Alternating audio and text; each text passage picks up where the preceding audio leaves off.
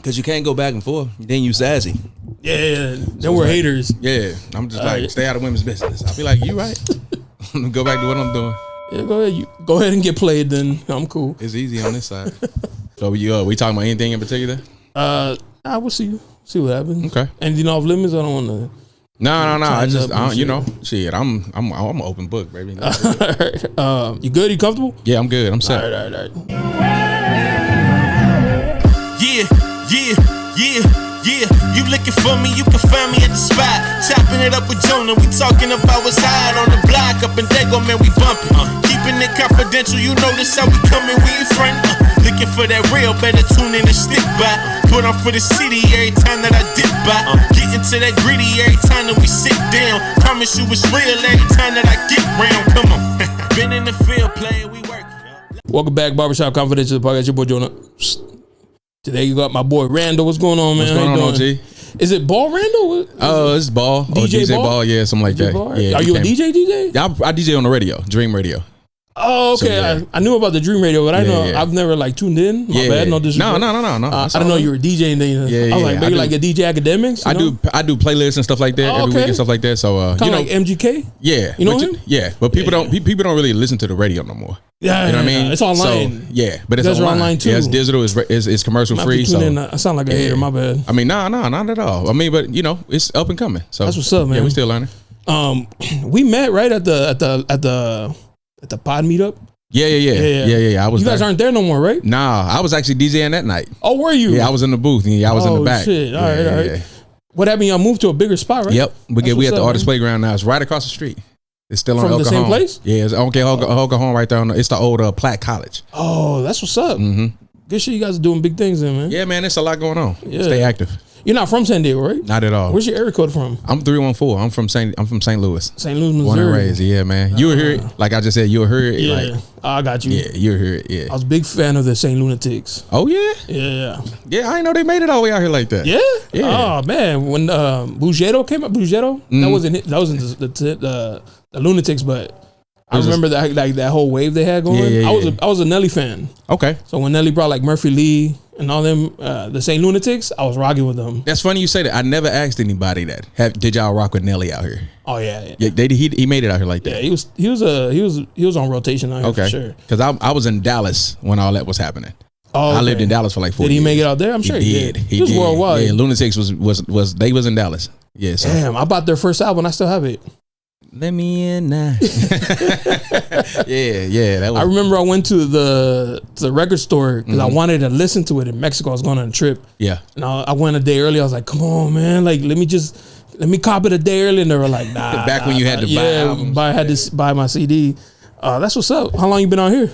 Oh man, I was military former. Oh, okay. Like how everybody get out here. Yeah. So I came out here in like 08, 09. Oh, you been out here and then I left. So I came out here in like 08, 09. I stayed for like 3 or 4 years.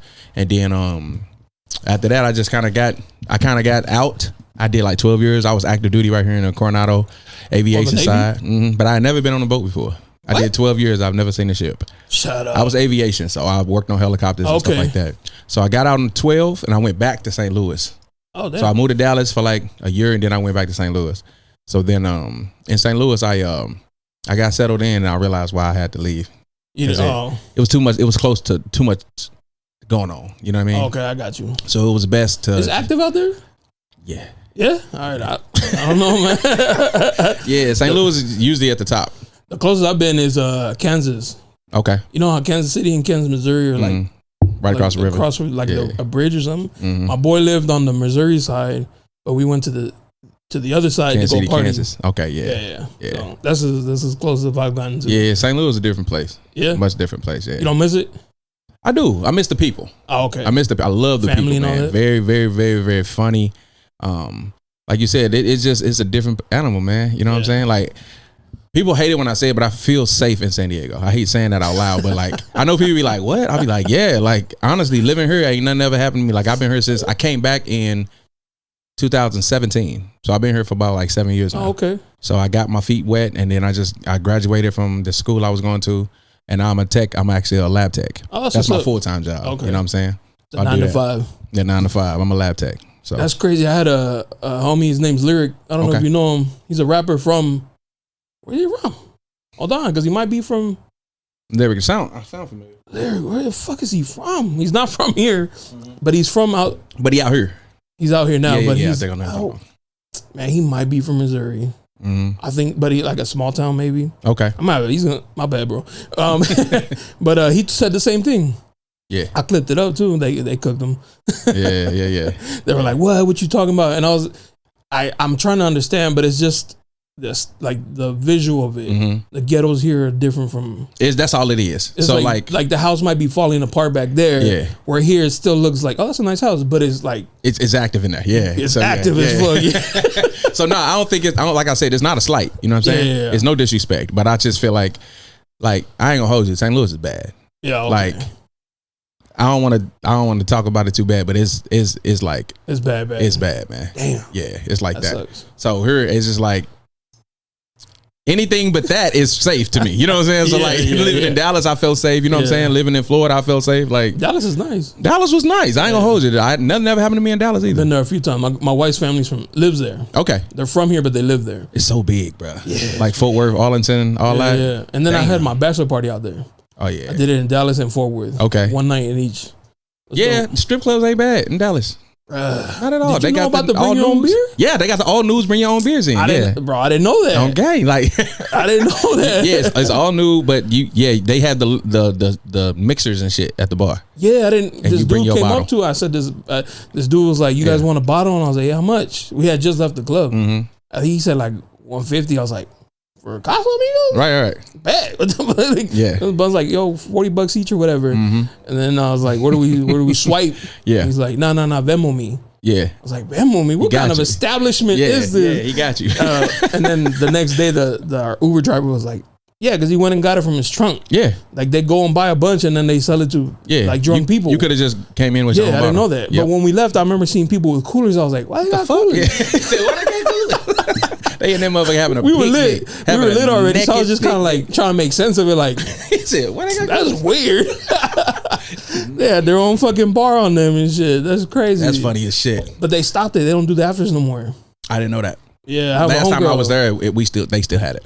I went in January. They still had it. One of my homegirls just strip out there. They stopped. I wonder why they stopped. Probably some messy shit going on. Texas is a different world, man. Yeah. Like living in America is crazy because you can cross a border and be in a completely different country. It feels like the rules are completely different in Texas, dog. Like I like it. It ain't. I just don't like the weed. Like because they can't smoke. I got pop coming through Texas. I was driving through. Yeah, they got me. You arrested? Nah. They got me. Nah, he ticketed me. He let me go, but he took all my shit. He put me in his car and everything, and he said, "You tell me where all of it is."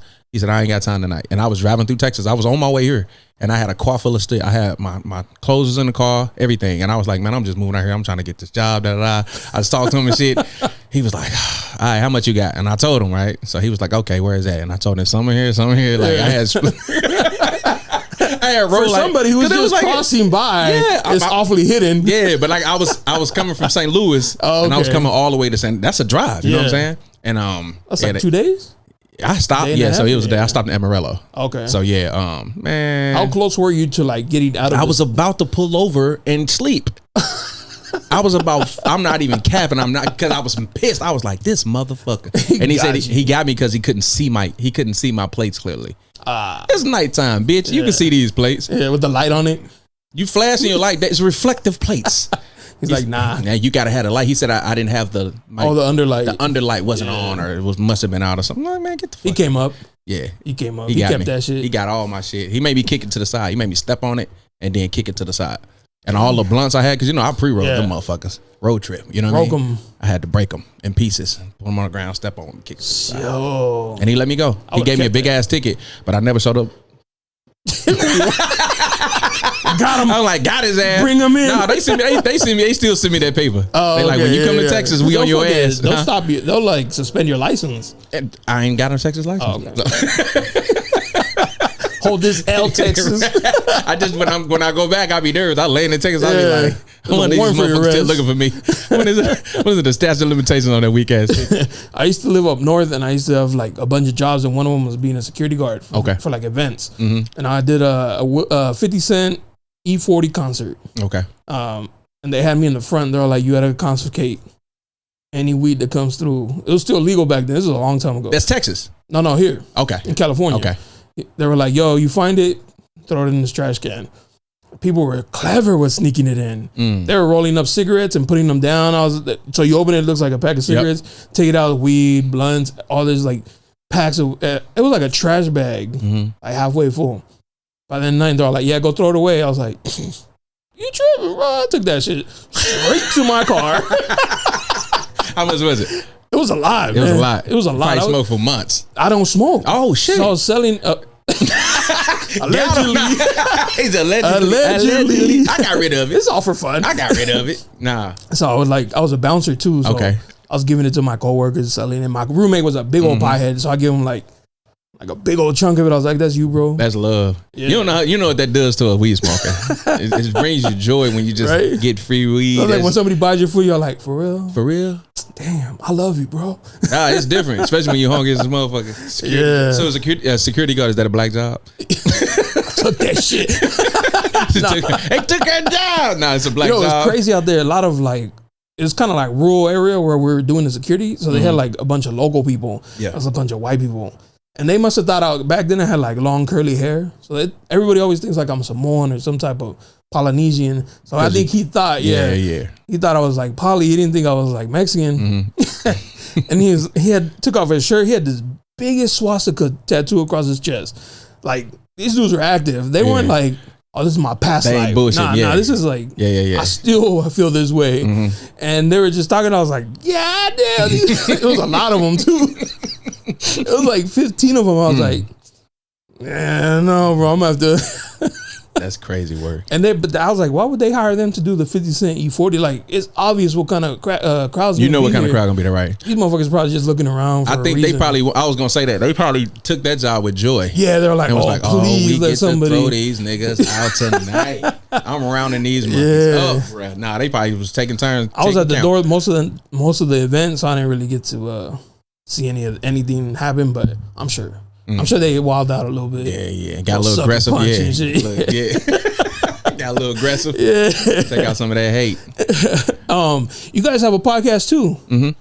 What is the name of that? The one now is called The Ballroom. The Ballroom. Yeah. And it's because we both had Victoria on. Yeah. Shout out to Victoria. Yeah, shout out to Victoria. She was like, before she came here, she's like, I'm gonna do the Ballroom, and I was like, the Ballroom. Yeah. He's like, yeah. She's like, yeah, it's a podcast. I was like, here in San Diego. She's like, yeah. I was like, I was like, I didn't want to say like shoot me the link, and I was like looking for it and I couldn't find it. Oh yeah. I was typing in Ballroom Podcast, and I was like, who is it? And then I saw it. I was like, I'm tripping. I used to do another one. It was called In the Cut. In the Cut Live. In the Cut Live was that shout out to In the Cut. I used to do a In the Cut Live. So I was hosting that one for like a couple of years, man. And that was fun. We had a ton of fun on that one. What's the Ballroom about? The Ballroom is basically, we talk about current events and stuff like that. Okay. Like a weekly wrap up. It's kind of cool because like I got my phone attached to it. Yeah. So like I have like the screen. Remember Tosh.0? Yeah, remember that shit? So I got like the screen up next to me and I can put up videos and stuff like that. We kind of discuss stuff. Yeah. And we have a little debate sometimes. We try not to keep it. We try to make sure that it's very versatile because it's too many relationship podcasts, man. You know what I'm saying? This ain't one of those. You know what I mean? So like we talk about real shit. For example, I have my son on there. My son is 20, by the way. You have a 20-year-old son? Yeah, I do. So yeah, my son came on there and we talked about the like bridging the gap. Like how can I become a better father? How can you be a better son and shit like that? And he had one of his friends on there. She's an artist too out here. And the conversation just flowed, man. And it was just about us trying to understand the generation. Because we living in a completely different world, you know what I'm saying, than what we grew up in. And I think we just been kind of missing it. But you wake up and you're just like, damn, the rules ain't the same. You know what I'm saying? So like our kids, they experience in a different world. And I don't think we understand that. So that's what we talked about one day. It was really deep. It was good. I'm trying, man, because I'm older too. Yeah. Like I've had guests on here that could be my kid. Oh, yeah. Yeah, they're like, damn. Hard to talk to them. I'm old as shit, you know? But I'm trying to like adapt. That's important. You got to adapt or you get left behind. I agree. You got to adapt to like what's going on, like the language, what's not cool anymore, because how I grew up isn't how they're growing up. Oh, 100%. Like bullying back then was kind of like, it builds character. Yeah. And now it's like, shame you for doing that, you know? Like, so I'm trying to like understand their side of it, like the younger generation, but it's tough, man, because they're sensitive. They're overwhelming. And I think they're sensitive by no fault of theirs. I feel like we tried to give them what we didn't have. So we giving them too much. But nowadays you say that and it's almost like wrong. Yeah. You can never do too much for a kid. Yes, the fuck you can. You know what I'm saying? You can spoil them rotten. And I think we doing that. We trying to give them all the shit we didn't have and shit. I think my generation, shout out to y'all, we doing much better than my parents was doing. And I love my parents. And but we taking them on trips and shit like that. I don't know them going on. The vacation for us was family reunion. I think the same shit. Road trip. How my family do it? Right. Like my grandpa had 20 kids. Jesus, my granddaddy had 22. And he would take in like, people who didn't have homes and feed them. And I'm like, bro, it's just me and my wife. I wouldn't be able to feed 20 kids. Which about $10 back then to go a long way. Yeah, you know what I'm saying? So I try to like remember that, but still you think about like, damn, 20 kids, how do you do that? Yeah. Yeah, I know what you mean. I understand completely. You sound like old ass men now. We do. We are those. We are the unks. Yeah, we're the unks. Shout out to the unks. I be going to work. Some people be like, "Oh yeah, what's up, sir?" And I'm like, "Damn, like that?" Yeah. It's the grades. I got you. It's cool. The one that get me is big bruh. When they say big bruh, and it's a grown man. When a grown man be like, "All right, big bruh," I be like, "Fuck." Just wait till you get unk. Though. Yeah. I get unk. Young dude's gonna be like, "What's up, unk?" That's like, my son, his friends. They all call me unk and all that shit. Yeah, pops or unk or something like that. Pops? I get pops. I definitely get pops a lot, man. What up, pops? You know what I mean? My son played football in Mission Bay. So I was like the football dad. You know what I mean? So I loved it. Did you play football? I did. Oh, okay. I did. I played football in St. Louis, man. Professionally? I played in the semi-pros. Okay. Yeah. I played in the semi-pros. You must know this dude. He played too. Oh yeah. But he came out here to play not the arena football. You remember had the San Diego semi-pro team? The Stampede, one of them motherfuckers. I forgot, but he was out here for that. Okay, that's what's up though. Yeah, I played for some years. That's what's up. Yeah, too many surgeries, man. I'm out of that shit. Oh, knees? Yeah, knees, Achilles. That was the one. Achilles? My Achilles snapped, and you can forget about it. You notice that that's like common now? Yeah. It's like a lot more athletes are getting tearing their Achilles. I think it's because we getting bigger and stronger. Oh, you think so? Yeah, I do. I was like, maybe there's like a vitamin that we're not consuming like we used to or some shit. Because when mine snapped, that's what my doctor said. He said, you're not a small guy. You jump. I used to be a jump like a motherfucker too. So I would land and, I would land with so much force. Yeah. And Achilles tendons ain't nothing but like, they like rubber bands. Yeah. You know what I'm saying? They pull and once that snap, it's your ass. You know what I'm saying? I'm afraid of that. It was extreme. It was so painful. I think I was in shock because I didn't really feel it. You know what I'm saying? That's what they say. A lot of people say like feels like they got kicked. Yeah. Like something like, what the fuck is that? Yeah. You know what I'm saying? Like somebody hit you with something real hard, like almost like a sting. And that shit just, and then your foot just dangling because it ain't got nothing to do like this. You know what I mean? Yeah. So the shit ugly, bro. But that was nasty. I dislocated my knee playing football. It like popped out all the way back here. Damn. It took a while to recover. It was all unsteady. It was like I thought I tore like ligaments because I couldn't put no weight on it playing football. I was like, damn, that shit sucks. I'm afraid of my Achilles though. Yeah, that's the one right there. That's even at the gym, people be popping them. Yeah, they be doing too much. Yeah, they be doing too much with them squats and all that shit. People ain't working off for the right reason. Office job, like relax. Yeah, calm down. You work at T-Mobile. You doing a lot. Yeah. For somebody who's gonna sit all day, calm down. Look at I said that big ass nigga. He's like, whoa, thank you for calling T-Mobile. Why are you so big? Right. Oh, broke my fifth headset. Why are you so big, bro? Relax. Yeah, that's true though. But nah, I noticed that about this living in San Diego too. A lot of people take care of themselves. A lot of pressure. A lot of pressure. Are you single? Yeah, I am. Okay, that's why I am. Yeah, there's a lot of competition. Yeah. You know what I'm saying? I mean, like, y'all got a young blood, like, you know what I'm saying? They try. You approach them, you're like, hey, yo, mama. Right. I'm like, Unc. I'm like, nah, they be talking about applying pressure and shit. I'll be like, I'm trying. I'm tired. Yeah. Take a nap, baby. Like, I'll apply some pressure when I get up. You don't want to do nothing. Right. I'm tired. Because I just worked 12 hours. I'm tired. I want to go to sleep. Yeah. Yeah, nah, man. I've been out the game. I've been with my girl for almost 10 years. Oh, shit. Congratulations. Yeah, so. It's beautiful. Seeing, but, when I'm sure you have guests who are single too, and you just listen to them, you're like, it's like that out here? It's like that out here. It's like that out here. I think it come down to accountability. I was talking to somebody that I said this whole men versus women shit is so stupid to me. I just feel like if you like who like you, we ain't got to talk about nothing else. Stop worrying about all the people who like this and like, why the fuck you even care? That ain't even your type. Why are you so pressed about that somebody don't like to go 50-50? That ain't even what you like. Then shut up. Then just go find somebody who do that. That cracks me up. Like when dudes be like, "Oh, how dare you want me to pay for everything?" Right? She don't like you, bro. Like you didn't have a chance with her. Like why you stressing? The girls are like, he ain't ever gonna do that. It's a dude out here that ain't never paid for nothing. For real. And he got them cheeks. As long as they exist. If she like you, then she'll find a way to like you. Yeah, You know what I'm saying? for real. I really feel like that. Like I'm a gentleman. I'm old school. Like I'll pick you up for a date. I'm a flower guy. I do a whole shit. I try to do it right. You know what I'm saying? And it just don't always work out. Yeah, I'm okay though. Yeah. You know what I'm saying? I'm a happy dude. I live by myself. You know what I'm saying? And that's what's, you hear that, ladies? I'm a peaceful person. That's all I'm saying. You can FaceTime anytime. Yeah, anytime. Ain't nobody here. ain't nobody in the room with Ain't nobody here. That bro.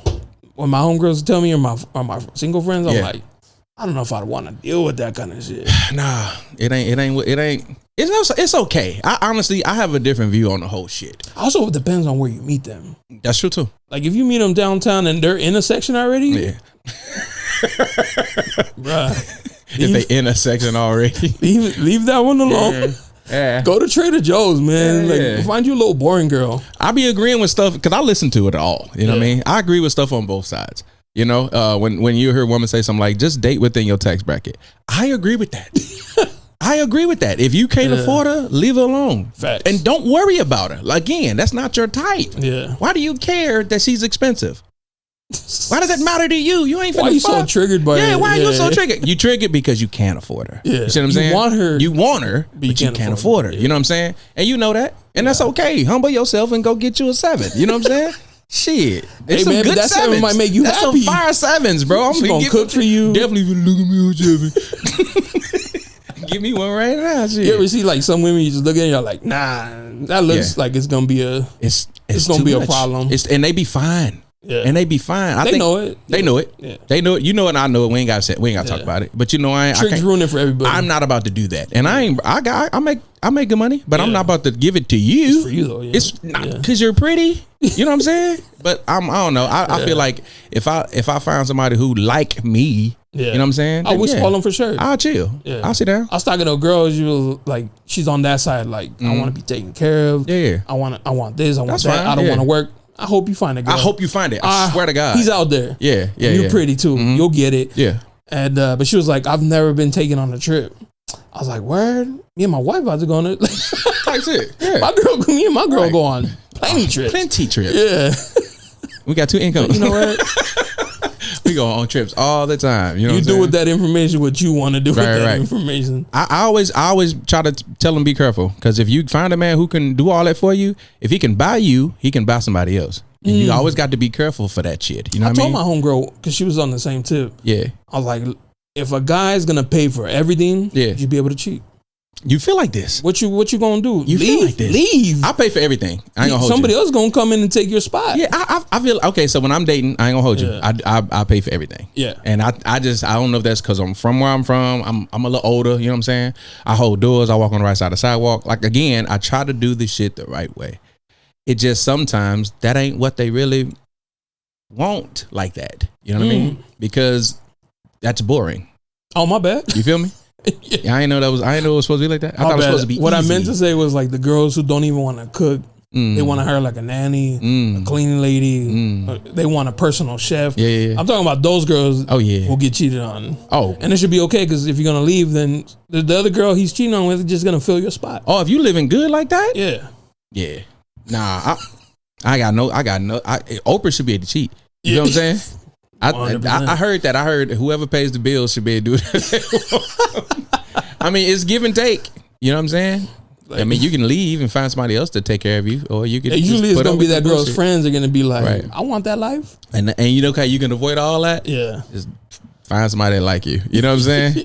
We can end all this shit right now. Just want date people that like you back. Stop doing this shit to yourselves. Oh man, I wish them the best though. Yeah, this generation's gonna like. You have a son. Yeah.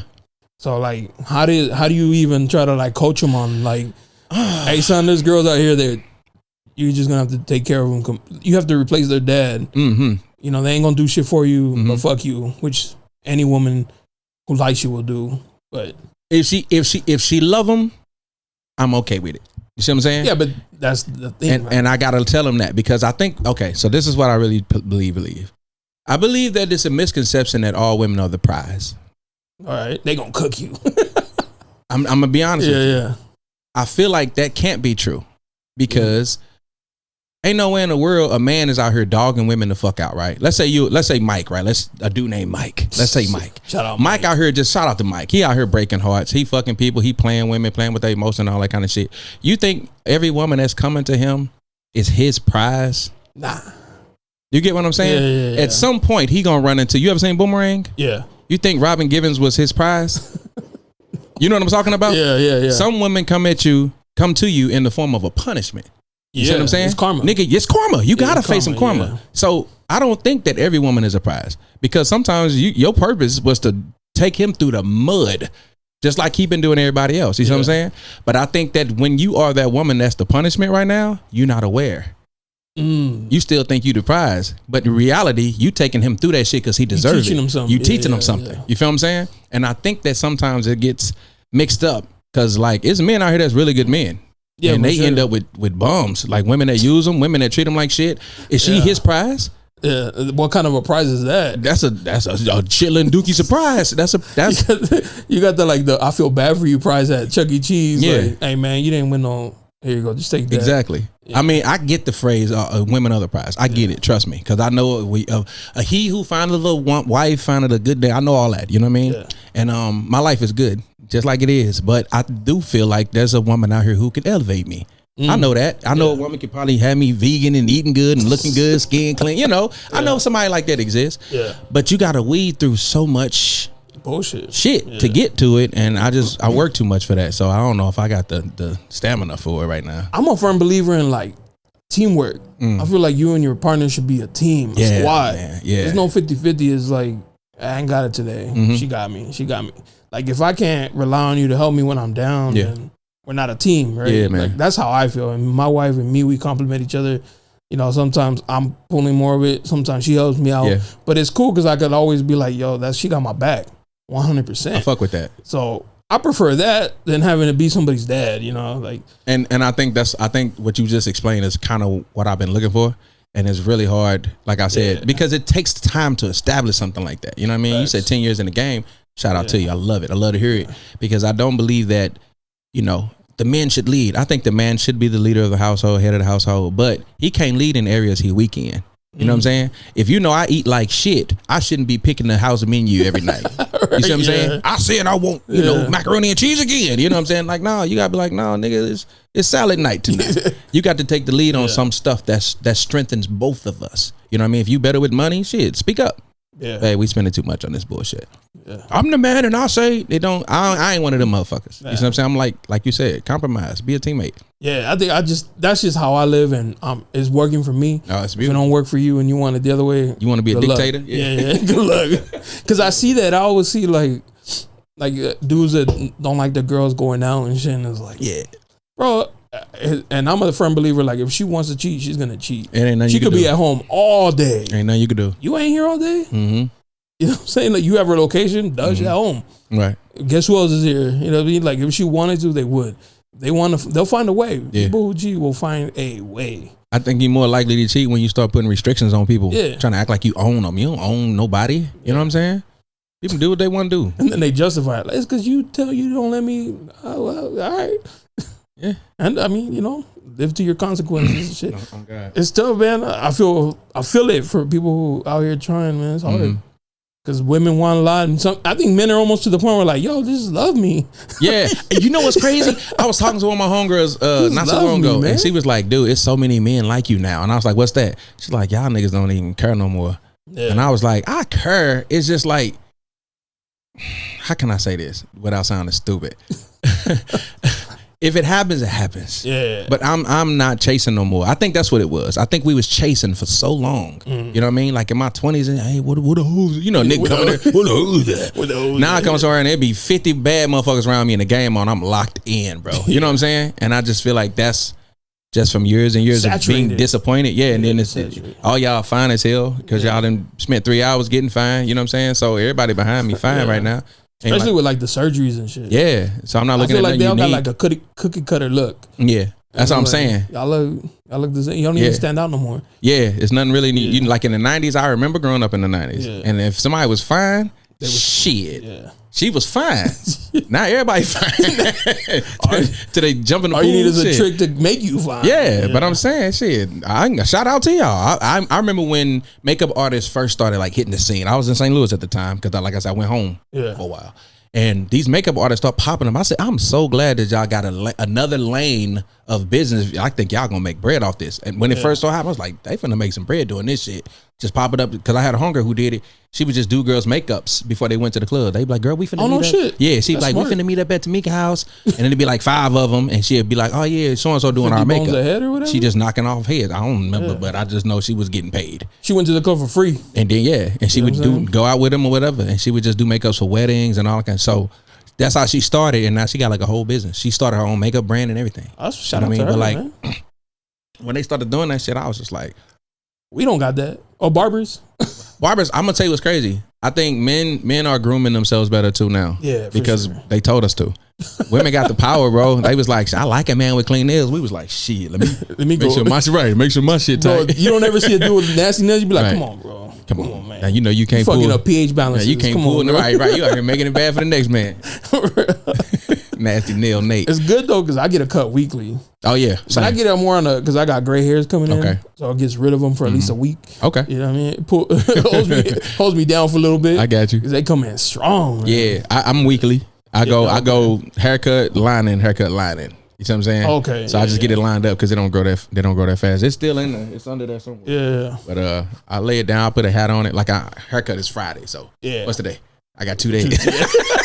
So 2 days I'll be fresh again. You know what I'm saying? I hate when they invite you somewhere like on a Thursday. They're like, no, man. Nah, bro. I gotta keep Can I wear a hat on Thursday. Can I wear a hat? Yeah. It's cowboy hat Thursday. It's struggle out here. Yeah, barbers went from, remember, haircut was $12. Man. And then it was $20. Now hear me out.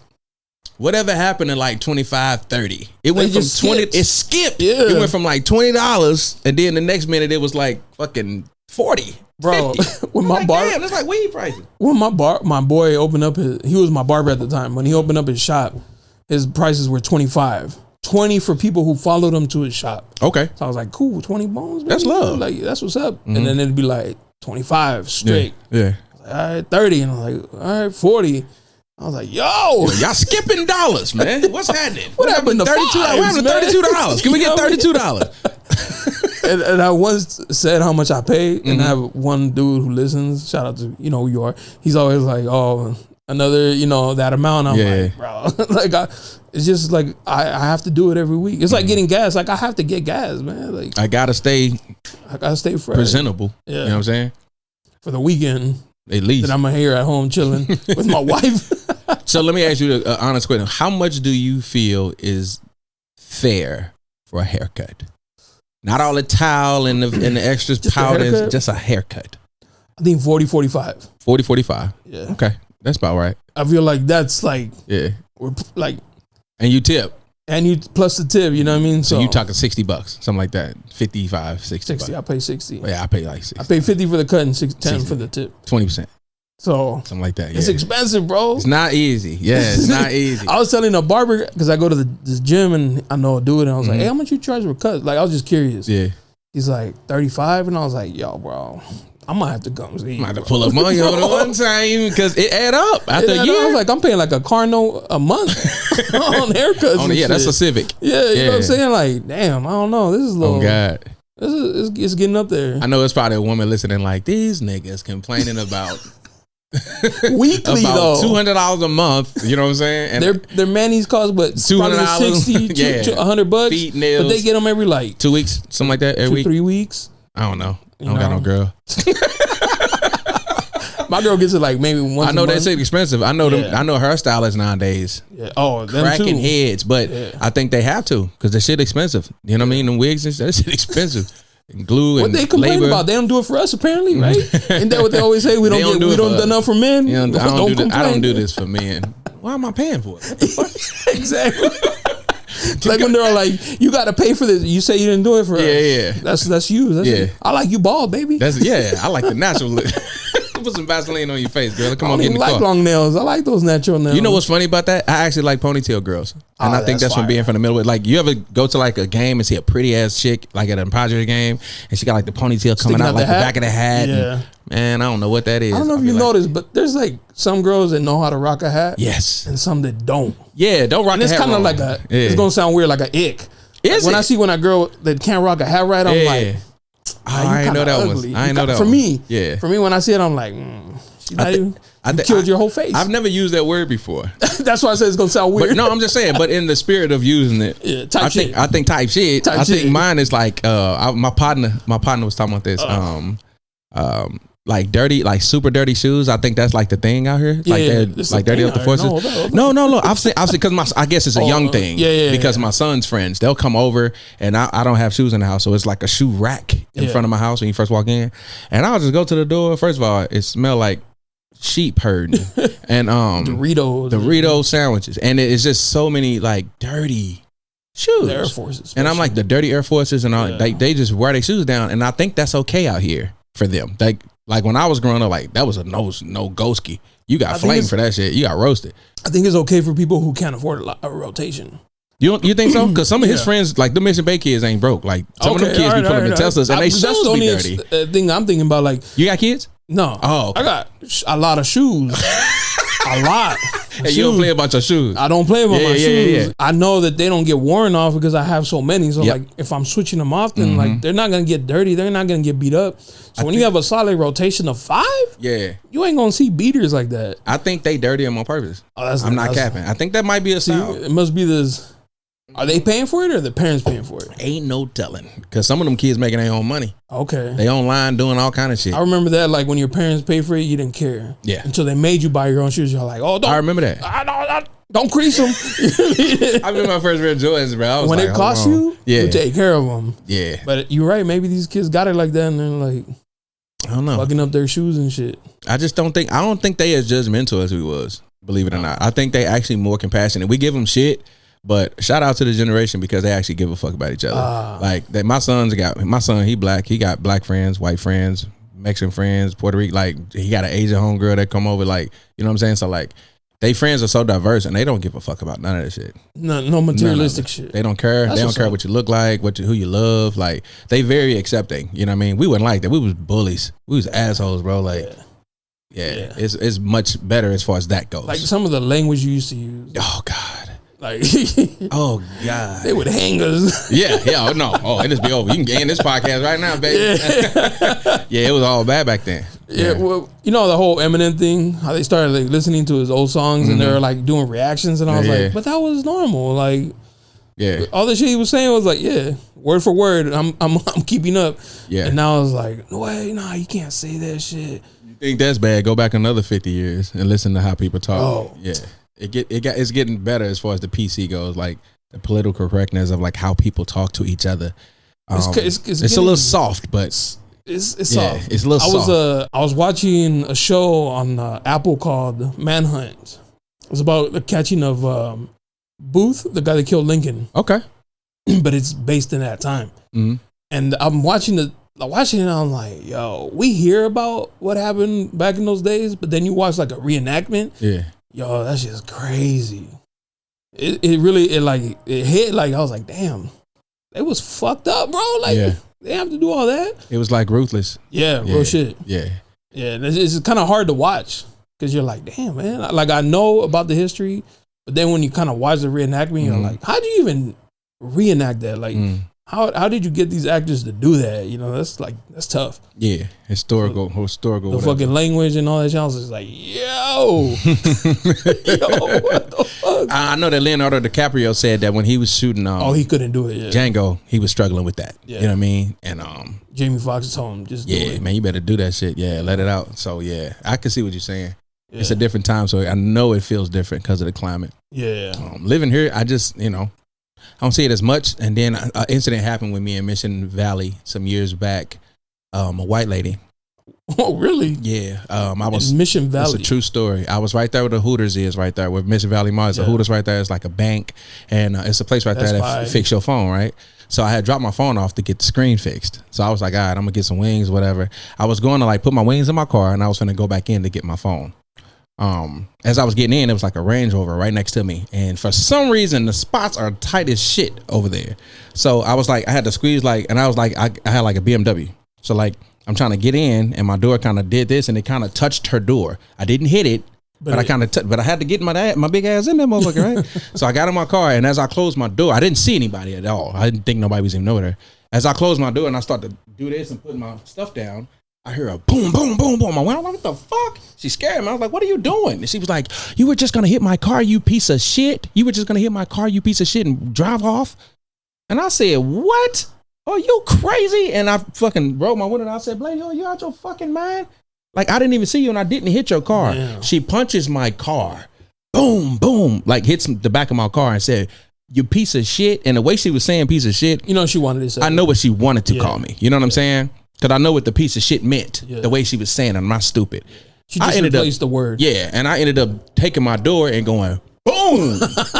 Bitch, now I hit your car. Yeah. She was like, oh, you motherfucker. And she came over to me and started like screaming in my face. And I got out of my car and she was like, oh, you've done it now. You done it. I said, yeah, because you just punched my fucking car. Don't bang on my car. You crazy? And as I'm looking at her stomach level. I'm like, oh, shit. I think she may be pregnant. Right. Oh. So she's screaming and cussing me out, calling me all kind of shit. And in my mind, I was like, you a fucking idiot, dude. Like, you in here fucking throwing a temper tantrum over me touching your car. Yeah. You're doing too much. And then she says, I hope you know you arguing with a pregnant woman, you fucking idiot. And I said, bitch, I just thought you was fat. And she was like, you motherfucker. She started talking in my face and she started kind of almost spitting. I was like, dude, let me get the fuck out of here before I fucking, you know what I'm saying? So she like followed me to my car, wouldn't let me get in my car type shit. Like, you're going to stay here. You're going to stay here. You're going to talk about this. You're going to do something about my car or whatever, right? And I was like, I ain't doing shit. You fucking punched my car. I hit your car back. Now I'm leaving. You know what I'm saying? My phone was still inside getting fixed. So as I rolled my window down, she's standing behind my car. I'm like, get out of the street. You know what I'm saying? And she was like, fuck you, you motherfucker. Da, da, da. She going ballistic on me. And I'm like, lady, get your fat ass out the street. And when I said that, she snapped on me. And mind you, I'm not even a mean person, bro. I don't call women out their name. Like, I'm not even like that at all. But this how she was making me feel. She walked up on me and too, and spit on that thing. She spit right in my fucking face. Yo. Like, because I said, get your fat ass out the street. Yeah. Bro, I put that motherfucker. I was halfway out the spot. I put that motherfucker in park. I did this. I could feel this shit. It was so fucking gross, nasty, my nigga. Like, I felt like that was the lowest shit a motherfucker could have did. Yeah, you know what I'm saying? Yeah. And I've been in racist situations. Ain't nobody ever did that shit to me. This right here in San Diego.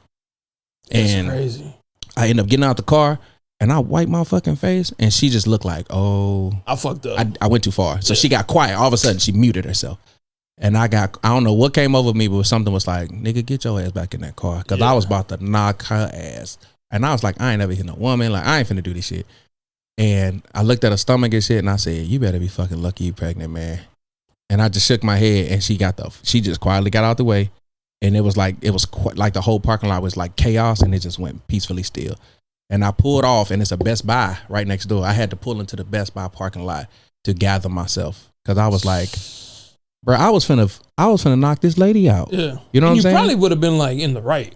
It was like, a camera right there. Like low key would have been like low key justified. Like, yeah, it was a city. I think it's a Citibank right there. Yeah. You know the area I'm talking about, right? Yeah. It's a busy corner. So it happened right there. I pulled into Best Buy. I just got myself together. I went inside and shit. And I just walked around the store for a minute and got to gather myself. But I was like, bruh, I ain't never had no shit happen like that to me. That's crazy. Never in my fucking life, bro. And I'll never forget this. I know if I seen that lady to this day, I know exactly what she looked like.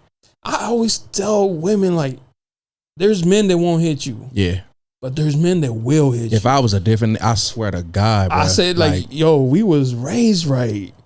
Like, you know what I mean? Like, we had dudes who don't give a fuck. They will knock you the fuck out. It was like a voice hit me though. Yeah. It was like, you ain't gonna never see daylight if you go. You take one more step, that's your ass, rap. It's a wrap. Visitations. Mm-hmm. Yeah, that was hard though. I didn't mean to go that deep. I've never come close to hitting a woman, but one time I didn't even get close to hitting her. she was like getting too close to my mom. She was trying to steal a car outside our house, like right outside. And I was like, hey, yo, what you doing? My mom came out. Mom, you know, like, hey, get out of here. And the lady kind of rushed my mom. So I got in between. I was like, please, like, don't do it. Like, I can't let you fuck with my, like, I'm gonna hit you. Like, stop. And she kind of looked at me and I was like, I promise you, I don't want to do this, but I will fuck you up if you come close to my mom. And she just like stopped and then took off. And I was like, oh my God, I did not want to hit her. But like, that's moms. Yeah. You know what I mean? It's a time and a place, I guess. Yeah, you know I was like, that's moms. I can't let you, I'm not going to sit back and let my mom scrap, but like some lady, like I'm gonna have to like lay her out. But thankfully she just took off and I was like, oh man, I was like put in a rough spot. When you're protecting somebody, I think that's a time and a place. I think when you're defending yourself, that's a time and a place. Like if you really defending yourself from harm, like if a small woman smacking on you and you just knock her out, I'm like, nigga, she was just that shit didn't hurt you, right? Yeah. Now if she got a knife, you hit her. You might want to put her to sleep just for everybody's sake. Put her to bed, please. But when that spit hit me, you know. It was. I don't think a lot of people would be like, "No, that's a time and a place." The cop would arrest you and be like, "I kind of feel for you, bro. Like, I got to do this." That's an assault. See, that wouldn't have been me defending myself. That would have been retaliation. It wouldn't have been me defending myself. You really wouldn't have been. You're not in imminent danger. Yeah, exactly. That's what they would have said, and our ass would have been eating fucking bologna and cheese sandwiches. Yeah, and a cupcake. With a nigga named Cupcake. You gonna eat yours? Who's trying to make you his cupcake. Right. You gonna eat yours? I'm gonna eat my goddamn cupcake. Nah, man, that's a tough spot to be in though. Yeah, but that's like when I say this city was beautiful. That's the only stain I really have. Outside of that, I love living in San Diego, bro. Oh yeah, it's nice. I love it here, and that's why I moved back here. Yeah. You know what I'm saying? It's a little pricey, but but you know, you work hard, you can stay here. You know what I'm saying? It take a lot. You know what I mean? You got to go through some pains and shit like that. But once you establish yourself, man, you know what I mean? I just went on a work trip and my coworkers, they came in from like a small town in Texas. Okay. Not no big city, like a little outside of and they were like, yo, how much you pay? And I was like, honestly, like we're on the lower end. So like I told them and they were like, their eyes lit up. They didn't say nothing else. And then later on I caught them alone. I was like, why'd you ask how much you pay? Right. She's like, I got a 3-bedroom house with a big backyard, 2-car garage, $700 a month. Yeah. I was like, all right, fuck you. For real though. fuck you. When you hear that shit, you just be like, mother. Like what? They said there's a lot of people moving out of California though. Yeah. So it's pricey, man. And then like the whole politic thing of it, like I don't know if I don't feel the effects of it. I really, Either way, I gotta get up and go to work. I gotta get up and go to my black job. Put gas in my car. I gotta go to work. Like nothing's changing for me. Yeah. So. I know they was talking about it's like an agenda, like Agenda 45, Project 2025. It's like an open document or some bullshit. I ain't saying bullshit, but it's something that's supposed to be out now, where they have a plan in place, and that's why they double down on presidents having like immunity and shit like that, because it's something that's coming. And it's gonna fuck us up. Yeah, and they don't want to be able to have no punishment for doing whatever's coming. And in my mind, I'm like, it's always something coming. They told us before COVID, somebody was like, something big's gonna happen. And I was like, something big always gonna happen. I didn't know we was gonna be in the house for 6 months. You know what I'm saying? You were damn, bro. They put us out for like a month, no work. At first it was 2 weeks. I like, we're gonna extend it. And it got to a month and then they put us back out to work. Okay. But then 2 months later, they fired everybody. Damn. So I was like, yo. That was essential. And then they were like, essentially let y'all ass go. Yeah, that was a rough year. You know, good thing it was for a lot of people. God put good people in my life. Yeah, to help me out. So, but yeah, it was rough, man. You know what's crazy about COVID? That shit came and went, and ain't nobody even thought about it. Like we never went to therapy for that shit. People was dying like flies, bruh. We blinked and 4 years went by. Yeah, and now we just acting like we back to normal. Yeah. Ain't no way you going back to normal after no shit like that, bro. We actually lived through a pandemic. Yeah. You see what I'm saying? We lived through it. And we ain't even talk about it. Like it never happened. This is going to sound weird, but in the beginning, I liked it. A lot of people was like, oh shit, okay. This is cool. We at home, chilling. All right. Don't work. But after a while, it started wearing down on you mentally. Did you ever get COVID? I got it twice. Oh, that's the first time I got it, I almost died. No shit. Mm-hmm. Oh, you got the uncut version. I got the real COVID. You got the blue magic. Yeah, people be like, yeah.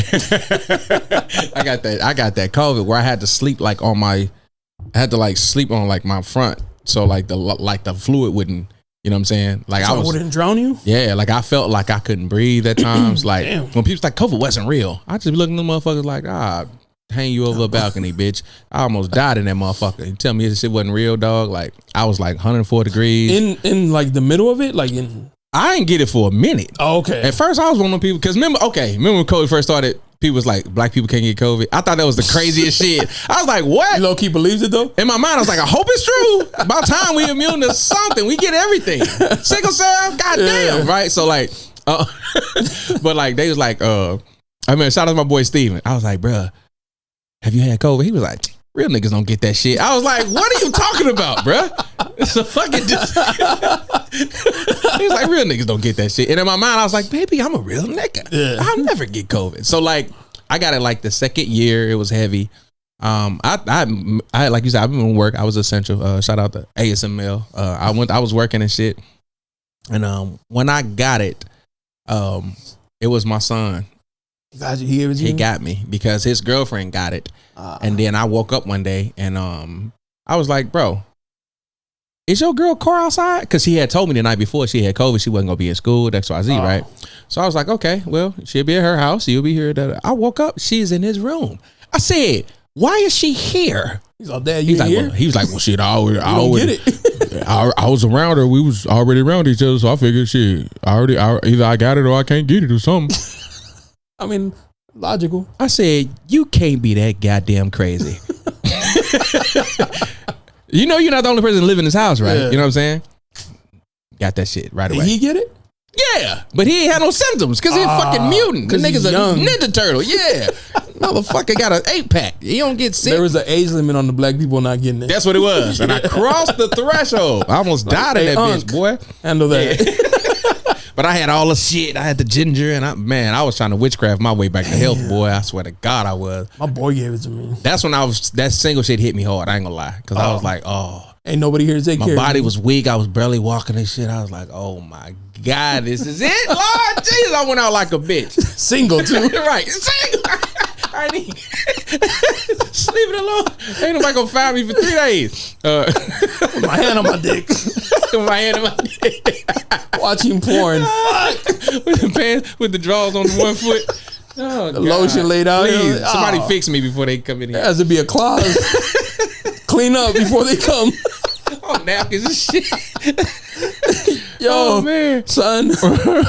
Oh, shit. Code red. Hey, don't let them find me like this. Yeah, but nah, that COVID shit hit me hard, bro. Hit me hard. But I don't know. People was fucking with it because they was getting checks. You know, people was getting people was doing that. What was that shit? Oh, the PPOs. People was getting them. People was getting paid. They in jail now. Shit, some of them motherfuckers out. Y'all know who y'all are. They got away with that shit. When I was during the COVID, when I didn't have a job, I was doing like little side jobs. Yeah. And I was at a house of a dude who works for the government, but he's in charge of all the check thing. Like he was part of that. Like, he knew. And I was like, hey, yo, man, is it true they gonna go after the people? He's like, yeah. And round them up. He's like, there's a lot. We'll get to them. Yeah. He's like, but every day we get somebody new. And I was like, I'm pretty sure they probably started with the highest amount. Yeah, for sure. You know what I'm saying? Yeah. So if you took 5,000, 10,000, you eventually. They'll get you. It'll probably take, like you said, that shit was. Well, 5 racks set up a payment plan. You'd be all right. Yeah, you'd be all right. You'd probably pay that back. Probably 20, be a little 30 fine. racks. Yeah, I think it's a threshold on it. Yeah. I want to say it was a threshold on it. If you got a certain amount, then the charges change. Mm-hmm. You know what I'm saying? Or you, I think some of that shit was like you could pay it back with no interest. That's what's up. That's what I was hearing on some of the loans. Like, don't even worry about it. We just gonna take it from your check. We'll get it. They gonna get it. Yeah, that shit is scary. Have you ever had your your checking account like what is it called? Like garnished? Garnished? Yeah. That shit is terrifying. Boy, I'm talking about and then especially if you spend money in your head, you like shit. Friday, I got it. What y'all time back? Friday, I know I'm. How many bottles we popping? Right. Hey, yo, fellas, never mind. Right. Hey, I go ahead and cancel that boo. Yo, I was at the gym and I got an email and it says IRS has garnished some wages and I was like, yeah, because I owed them like, bro, for 2019 I owed them like 7 racks. Oh shit. Yeah. Tax. Yeah. They came for it. Yeah. They wiped whatever was in my account. I was terrified. I was like, yo, I don't think they get it. They got it. They can't get it all at once though, right? They could take whatever's in your account. Oh, really? Yeah. If it that's covers nasty what work, you owe, bro. Yeah, then you cover it. But if you don't, Now you got to set up a payment plan. But they took what they took. I didn't know they did. I know they wiped your shit clean like that. They took every penny. I was like, nasty work. I had to call him. I was like, can I set up an? I was like, what about the? He's like, yeah, we took that in account. I was like, yo, that's crazy. I owed them $7, and I'm giving up too much. I owed them $7, and I owed the state like $4. Okay. Yo, it was a bad year for me. Hell yeah. Hey, sometimes they come back and get you. Yo, enjoy man, what you can. Yeah, don't owe them money. Just pay them. Yeah, just pay the taxes. They get theirs, man. They got. I feel like they got the plug. I feel like military. I'm not political, first of all, but I do feel like some shit just don't make sense. Nah, yeah. 100%. I feel like if you served in the military, you're a veteran, you shouldn't be paying taxes. Okay. I just don't feel like you should pay taxes. A full. Well, all right. Is there federal taxes? No. Is there a limit? Like how many years? Like if you did the minimum. Okay, let's say that if you did a term, which is 4 years, right? I think after 4 years, you should not. If you serve your country, you should not have to pay federal taxes. I'd be cool if it was 10 years. Like if you did a whole, like if 10, you did 10 or 12 or retired or something like that. I'd be like, all right, I see that. I can see that too. You did the whole thing, or maybe you get a discount. All right, like 50%. 50% taxes. You pay half of federal taxes or something like that. It should be an incentive for serving your country, though. Yeah. They shouldn't make you go over there and fight and then come back here and take all your goddamn money. You know what I'm saying? That's 100%. Now, if you live in a state, you got to pay that state tax. Yeah. You know what I'm saying? But if you live in like Texas or Florida or some shit like that, I don't think you should have to pay no taxes for real. None. If, like you said, 10 years, 20 years. Let's say that. How many did you do? I did 12. Yeah. You. Hey. Get him. He's good. Yeah, 50%. 50%. I'll take 50%. I'll take. No, but I think that's a thing. And somebody was saying something about one of the presidential candidates now being a convicted felon. And I seen today that but I seen that Kerry Washington, I think is her name. She said, "Oh, well, if that's the case, y'all need to take that box off job applications." I agree with that. And when I seen it, I was like, but at the same time, that make hella sense. But does it? Like it do. You want those people? I'm gonna say this, because if you did your time, this ain't people that escape from prison. You know what I'm saying? Yeah, like if you escape from prison, no, nigga, I don't want you working. Go back in the grill, right? Finish the time. But I feel like if you went to jail and a jury found you guilty of something, and you went to jail and you did the time they thought you should serve to rehabilitate you, you should not have to not be able to work again somewhere. You know what I'm saying? Like, what you think you gonna do when you get out if you can't get a job? Yeah. You do whatever the fuck you was doing to get back in there. You gonna go right back. Yeah, you know what I'm saying? So like, it should be a program or something. You know what I mean? I agree with you with some things. Like if they went in for stealing, we want somebody working to register who's put them in the program. So like I say, if you went in for larceny, let's say if you get out, they should have job placement programs for certain. If you let's say you was a trustee for like the last 6 months and you got out and they put you on a job placement place, and let's say you go in there and you got you work for 6 months and you don't steal anything. You know what I'm saying? Yeah. At that point, you should be able to get a job. There's nothing to steal. Yeah. Money wise, at least. Yeah. Everybody's gonna steal some. Drive a bus, bro. What you gonna steal gas? You know what I'm saying? Yeah. Do something like that. I get what you're saying. Steal kids. Stealing kids is crazy. We're too close to the border. No, but you get my point. I feel like there should be more programs 100%. For that kind of shit. I don't know why. It's because they come out and then it's just like, I can't get a job. Yeah. I'm just gonna go back doing some naughty things. And it might get worse this time. You know what I mean? Yeah, but I mean, what's the point of fixing them if you send them out with nothing? That's like the whole freeing slaves and then send them out to hunger. You know what I mean? Like, what is the point of freeing us? We ain't got nothing. Where we going? The fuck? Just walk north. Something will happen. Yeah. Something special will happen for you. Nah, somebody will take you out. Right. Can we get a housing program? Y'all niggas give us a halfway house or something. We still pick cotton, just pay us, motherfucker. Something, you know what I'm saying? Y'all couldn't just pay us. Just pay us. We just one of the ways, bitch. But I feel like have a program. I don't know why I just got political. I don't even think. I don't know we got there, but our president's about to be a thug, so Ain't no telling, man. I just wish we had better choices. Bro, Jesus there should Christ. Be an age. I don't even want to talk about it. Like I said, I ain't no political dude, but Jesus Christ, if these the options. Yeah. We can't be single for a little bit. That's what I was thinking. Like, fuck it. Let us see what's out in the market. Yeah, let's just get like a team. You know what I mean? Can we have a presidential team? Can we join another team? 5 motherfuckers. You know what I mean? Like a boy band or something. Bye. Right. Let them run this bitch, man. Decisions. That's funny, man. How long you guys been doing the radio? Oh, man. I've been on Dream Radio for about, I say 2 years, 3 years now. That's what's up. It's something like that. Shout out to Terry down at Dream Radio, man. They came and got me. I was doing In the Cut. and they seen an episode. That was like on your own. What you mean? In the cut? That was no. That was okay. Black. Shout out to Black, man. Black was there, and he was the producer. And then Tori was with me. She gone. Everybody that was on the show with me are now like kind of gone. Joy, the comedian Joy, shout out to Joy. Joy was on the show, and he moved to Arizona. So everybody just kind of scattered. I got you. So it kind of just, and so I'm doing my own thing now. But and it's fun. It's a journey. It's a stop. Just like I said, I'm just now starting. Oh, okay. So it's new, but it's fun. Yeah. Yeah. But radio is cool too. Talking to people. Yeah. Like different walks of life and shit. Meeting people, you know what I'm saying? Just kind of putting your foot put your foot in the city, you know what I mean? Yeah, definitely. It's a fun place to be if you know people. You know what I mean? Definitely, yeah. Yeah, I'm from here, so like a lot of local people. And then I was like in the night scene, in the club scene for a while, so that was a cool experience. And I feel like this is kind of an extension of that. Now just sitting down and talking to people, so I like it. It's pretty dope. Yeah, I like doing stuff. So this week, I'm be giving away 3 sets of tickets. I'm giving away two tickets to the Ziggy Marley concert on Friday night, and then I got 2 for this Friday. Yeah, I got 2 separate tickets to. I know this probably not air until next week, so but I'm just saying I got 2 separate tickets for the demo fair. So I got 4 tickets. I'm gonna give them away 2 at a time on the radio for the fair. Yeah, I'm gonna give them on the radio show on Friday. So I haven't gone to the fair. Have you gone? No, I haven't, and I work this Saturday and Sunday, so it's still open till next week. Oh no, this is the last week. I think the weekend. They said it's usually the weekend after 4th of July. Sunday's so the 7th or something like that. So I'm gonna get them tickets away, y'all. They gotta use them the next couple days. The fair is like a one-time thing. I've never me been. and my wife don't even like. You want to go out? And she's like, do you want to go? I know what that means. When she's like, do you want to go? I was like, nah, you don't want to go. That means you don't want to go. Right. That's funny. She's like, we gotta pay for parking. Yeah. Somebody told me they went. Food is mad expensive. They say they spent $400. And I was like, yeah, kind of sound right. There's a flight to, somewhere. You could take a flight somewhere for that. I be thinking like that now that I'm older. Every time I do something stupid, I be like, I could have just went to Vegas for a day. You know what I'm saying? I think like that. Or I could just went somewhere. If anything holds me back from going to the club and pop bottles, it's the waking up the next morning like, I could have took my wife somewhere. Yeah.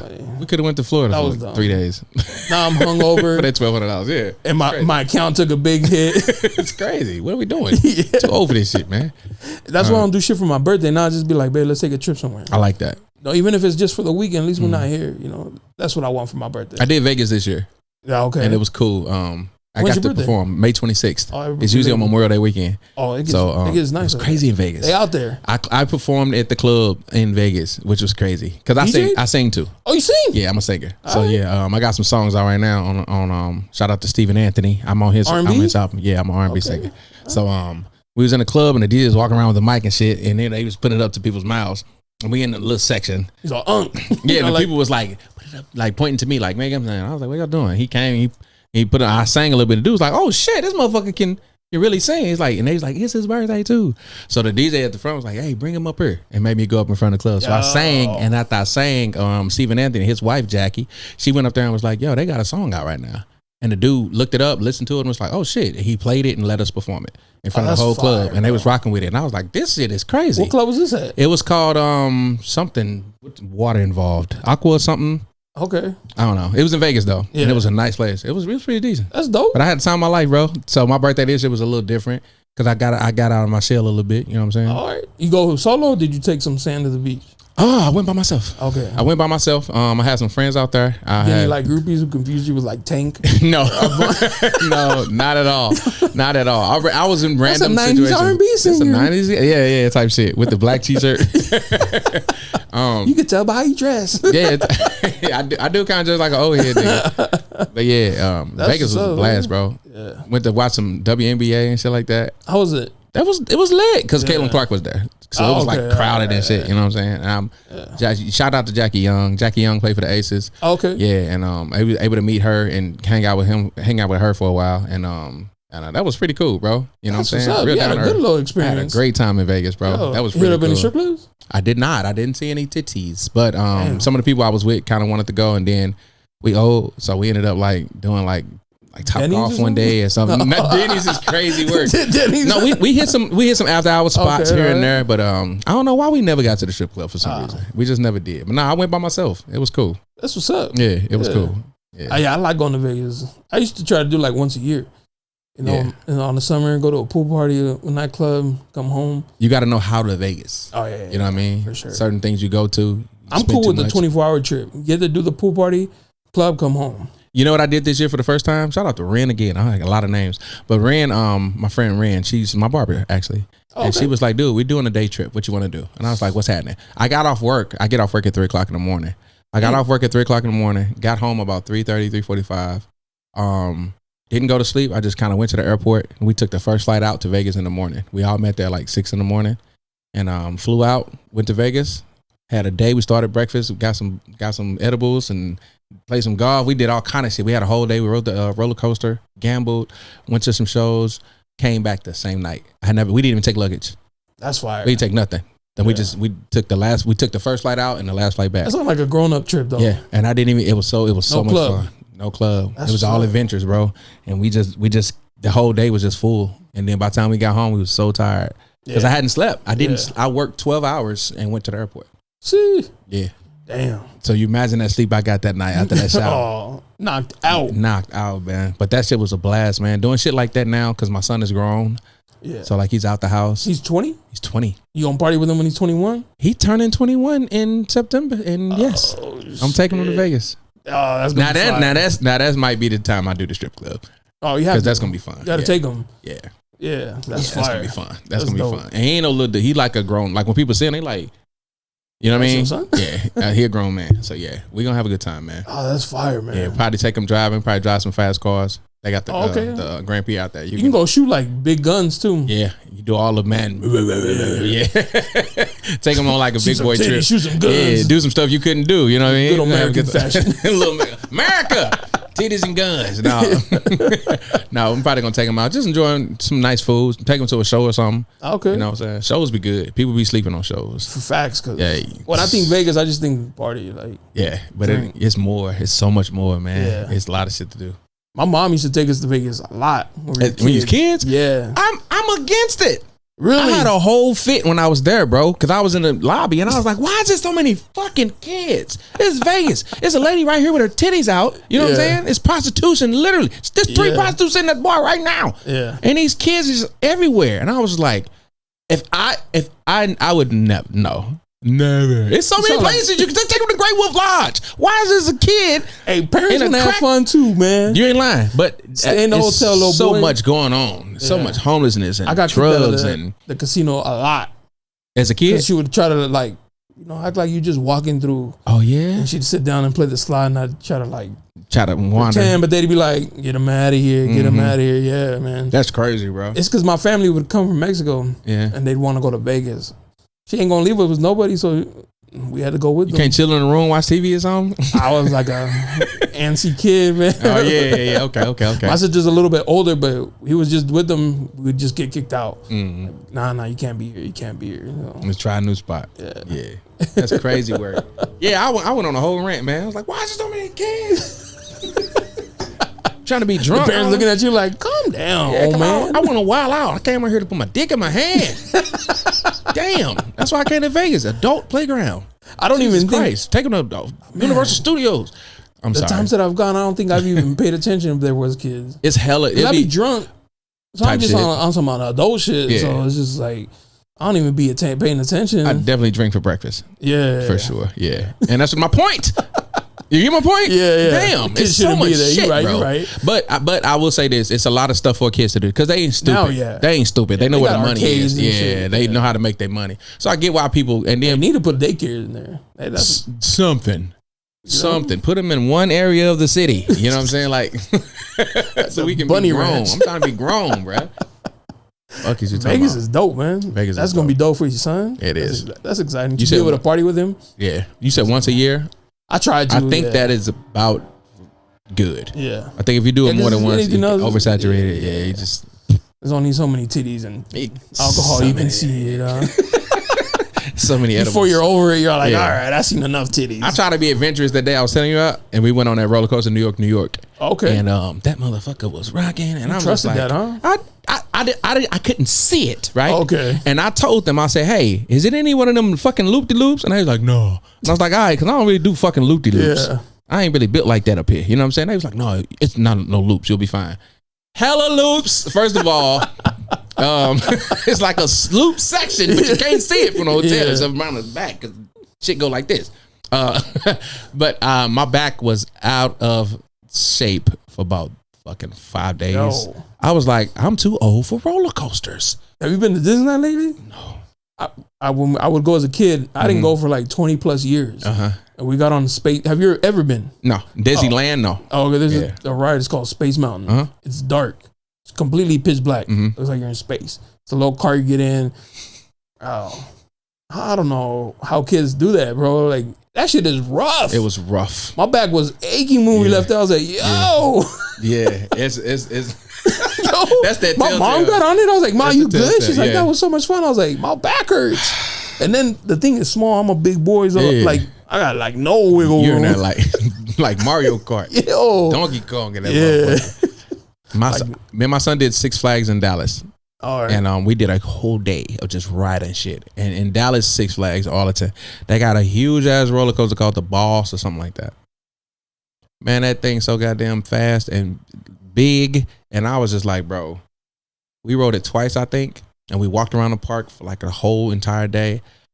I was in bed for like, I was like, what is wrong with me? Why don't I have the stamina, the energy? Cause like you said, I would go to Six Flags. I remember having a pass in St. Louis and we would just go. We just go every day if we could. You know what I'm saying? It was nothing. We would just try new shit, try new rides. I can do it. I said, dude, I have to wait probably years again before we could do this kind of shit. You know what I'm saying? The body don't react the same. No. Hey, you don't want to be a bitch. You don't want to sound like a bitch and be nah, we good, right? Nah, it'd be like, keep going. All right. My house is full of gadgets that recover shit. I got guns, foot stuff. I got you know how you get the home saunas? You gotta get you a home sauna, bro. Get you a home sauna, bro. I'm telling you, everything in my house is recovery. You walk in, what is this, a physical therapy? You think I'm still an athlete? No, I'm just trying to recover from being one. Nah. Shit. Those guns? Yeah. Fire. Yeah. You sound real old right now because sometimes I come home and be like, babe, hit my hammy with that. And I'm just like, oh. She's like, it don't hurt? I was like, no, push harder. Right. Hit that motherfucker 3 more times. Yeah. Damn, bro. That gun's so clutch. Yeah. Get the circulation going. They got this thing now. This is how I knew I was old, bro. It was a commercial, the infomercial started coming on. You got excited. You were like, wait a minute. Like, what the fuck is that thing? They got this thing for old people now. It's like a bike, but it's like a chair. It's like a little device. You put your feet in it like this, and you just do this while you reading, while you watching TV or something. It just basically, it's like a little bike, right? And it's designed to make your feet get circulation going. Oh, no shit. Yeah, and they like, I walk back, I do. I was like, If you come in here and see my old ass on a bike, bro, that's why I'm single.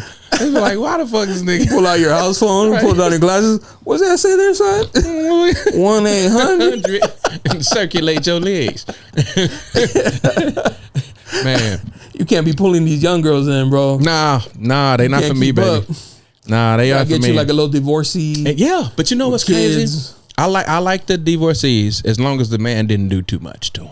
Like too much damage, you mean? Yeah. Like, don't leave her to where everything remind you of some shit you did. You know what I mean? Now I got to. You scratch your head. She's like, ah. Like, he used to scratch his head, right? No, nah, when he was cheating on me with bitches, right? With them bitches. Nah. Oh, you got female coworker? My ex. Yeah. What? I'm in an odd spot too, because like now the older women are available. And they beautiful. I like them. Yeah. You know, women like the 40s, 50s. Natural too. Pretty. Yeah, they work out here. They take care of themselves. And then you got the women in their 30s and shit. And at this age now, it's almost like I'm kind of in the middle. Like all the women my age married. I went to my sister's wedding. I love my sister. Went to my sister's wedding in February. Everybody had somebody. You was in there solo? I was in there solo. That's the only one. Me and my dad. Don't sit with the kids. Right. Me and my dad. We was the only people in there by ourselves for real. And it was like, none of the bridesmaids were single? None of them. And it was a wake-up call. For that, though. But it was a wake-up call, though. Because they all had their men. And their men was just sitting. They was sitting down watching all the women dance and shit. They just looked like they ain't want to do nothing. I was like, I'm dancing with their wife and shit. I'm getting it in. You hear me? Trying to swoop. What is that? She chose up. Chose up, Bill. But not like I think that was a wake up call for me. It's like, bro, you getting too old for this shit. To be single at a wedding? To just be like that's that shit just felt. The escort. We ain't even got to fuck, baby. I just need somebody, somebody with me. Now I think because my dad was like, yeah, that's my, you the last one left out of all my dad's kids. All my dad's kids married. Damn, he was like, you've never been married? Never. Like me and my kid's mom, we was together on and off, and we just never could figure it out. We was young together, we grew apart. You know what I mean? That kind of shit. In the military movie so much, and I tried a couple of times. It just I was gonna ask because don't you guys get more money too when you're in the military? You get married. Yeah, that's like the whole thing. It's a thing, right? We just never crossed that threshold, Brody. And damn. Yeah, it's just honestly I don't know what it is. It just never happened for me. It never happened. I just never wanted to force it. I'm way open to it. Even now, always been open to it. I think just now it's harder to accumulate because I'm just not as thirsty for it as I was. You know what I mean? I could sleep alone now. It was a long time coming. Yeah, used to. I'd be like, I'm horny. I need to call something. And it was hard to do that. You know what I mean? And now it's almost like you go through enough headaches and it don't be worth the phone call. Facts, you know what I'm saying? Yeah. You just be like, nah, I'm finna sleep this shit off. You just gotta find somebody who's tired of that shit too. Exactly. Y'all could be tired of that shit. Be tired together.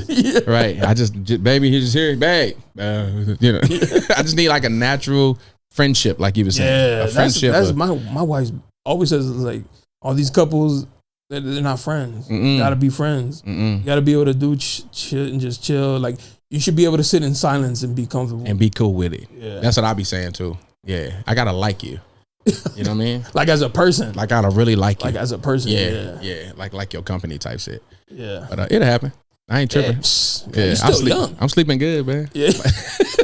It's good. I'm still saving as money. Long as like saving money. I'm not trying to be funny. I tell you all the time, I was like, babe, you know how many shoes I could have? Listen, my collection would be elite. Where you at now? 1 to 10 shoe game. You a 10. Yeah. We trying to get to 11. Nah, you trade. I don't trade. I'll sell and buy. Okay, like, you'll sell and buy. I'll get tired of them. Like if I don't wear them, I'll be like, let me get rid of those and get some out. Okay. Do you use like Posh or one of them websites or something like that? Okay. When I sell, it's either like on OfferUp or like through a sneaker group I'm in. I'll sell them. That's what's up. Then I'll just buy something. I might have to holler at you. Shit. Yeah. I'm a Jordan guy. Yeah. You know what I'm saying? I think we all are around my age. They try to act like this. No, that's our shoe. You're not gonna take that from us. You go rock your LeBron. Yeah, go wear some right. Wear them ugly ass. Them ugly ass fucking. Go wear those John Morans. Put them Lucas on. I think Anthony Edwards, his shoe ain't ugly on the court, but like just walking around in them, they look like space shoes. Yeah. But it reminds me of that old Kobe. That one he had with the Adidas. Ugly one? Yeah, the space boot. Yeah, that was a terrible shoe. Yeah. I can't fuck with Adidas. I'm anti-Adidas. You anti-Adidas? Okay. Yeah. Let me see if I have it. I do got Adidas. I got Boost. Oh, the Boost, the Yeezys? That's why I don't like Adidas. Because of that? Because of Yeezy, okay. I don't fuck with Yeezy. I feel you though. I feel you. Now I got not even because of his new shit. It's because he left Nike. Oh. That's how gang I am, bro. Oh, you Nike? Yeah, I'm Nike. Like, you left Nike? You my ops. Fuck you and your wife. My wife won't wear none of her shit. Yeah. Nah. Nike said he ain't cool with you. We ain't cool, big dog. I got like 4 or 5 pair of Adidas. They for running and working out. Yeah. You know I like them. I've tried on some Yeezys. I was like, oh, these comfortable. Listen, I ain't gonna hold you. Never. The first time I put them on, I was like, oh shit. Yeah. I think I might have to get a couple. My boy had some. I was like, let me see.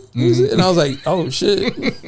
But I gotta stick to my, because then I look like a hypocrite. I ain't no mark. Oh, you wearing the D? I thought you wouldn't. Nah. So, what got you in the shoes? Not having them as a kid. That's what's up. Do you remember your first real pair? Yeah. What was it? As an adult. What was it? Some Jordan 4s. The 4s? Okay. Yeah. That's a good shoe. Yeah. Yeah. I remember I was being able to afford them. What a feeling. Man. Because growing up, I could never. My dad died when I was young. Okay. So I could never imagine asking my mom to spend like $100, $200 on a pair of Jordans. That was a lot of money back then, for sure. For a single mom of 2? Yeah. Nah, I couldn't do it. So I was just like, I'll rock Vans, $40 Vans or whatever. That's what's up out here though. When I bought my job, I was like, oh, it kicked like this addict. Yeah. I was like, yo, I need more. That's crazy. And then it got out of hand. That feeling, man. I was buying like 4 a month. If you, damn, that's a lot of shoes. I went through a little crazy phase. I didn't even realize this though. Like buying Jordans now, like someone like $600. You know what I'm saying? Yeah. But like as far as like going to the store and buying Jordans, they still be like $100, $200. Yeah. And in my mind, I'm like, damn, they was the same price when we was kids. So the Jordans actually never went up in price. Y'all just out here like $20 or something. Yeah, they're just out here just flipping them now though. Yeah. So they getting way more because they limited edition, this, that, and the third. But yeah, the price of that Jordan never really. It's definitely like a childhood trauma. not being able to have them as a kid, Mm-hmm. getting them as an adult because I can, feels nice. Man, I remember fulfilling my childhood dreams. That's beautiful though, and that's what I was saying. Like, imagine if you had a son, like you'll probably be buying him. I got baby shoes. I don't have a baby yet. Just in case. Just in case I come home, I already got the picture in my head. What you mean? You know what I mean? Like I'm ready. You know, but you get my point though. Yeah, we give them everything we didn't have. That's true. And we overdo it sometimes, and we don't want to take accountability for that shit. But we kind of created. I think these every mindsets. parent says like, "Nah, I ain't going," and then they do it, and they're like, "You don't understand," because you got told no all the time. You know what I'm saying? Yeah. So I like the video. This is like, I'm always gonna have McDonald's money. Can't wait till I get big. Because growing up, moms never had McDonald's money, man. It was just can't stand that bitch. She got food at home. I'm like, ugh, just want some French fries. My kids always going French fries. I'm a cook. I cook too.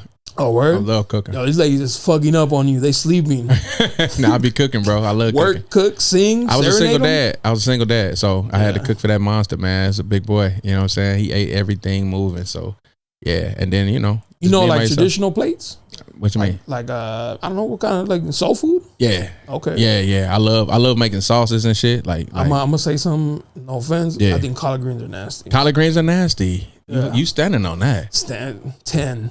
10 down. You know what? I don't even want to convince you because I done had some fire ass collard greens. I've had them from different places. Okay, I was gonna say that too. Never once have I been like, that was good. I know people usually be like, maybe you just ain't had the right collard greens. So I ain't even gonna do that to you. Yeah. Like recommended spots or spots that I've just gone to, and I was like, this ain't it. They might be a little overrated, but I don't know. But it's like a staple though. A good collard green. It's a staple, right?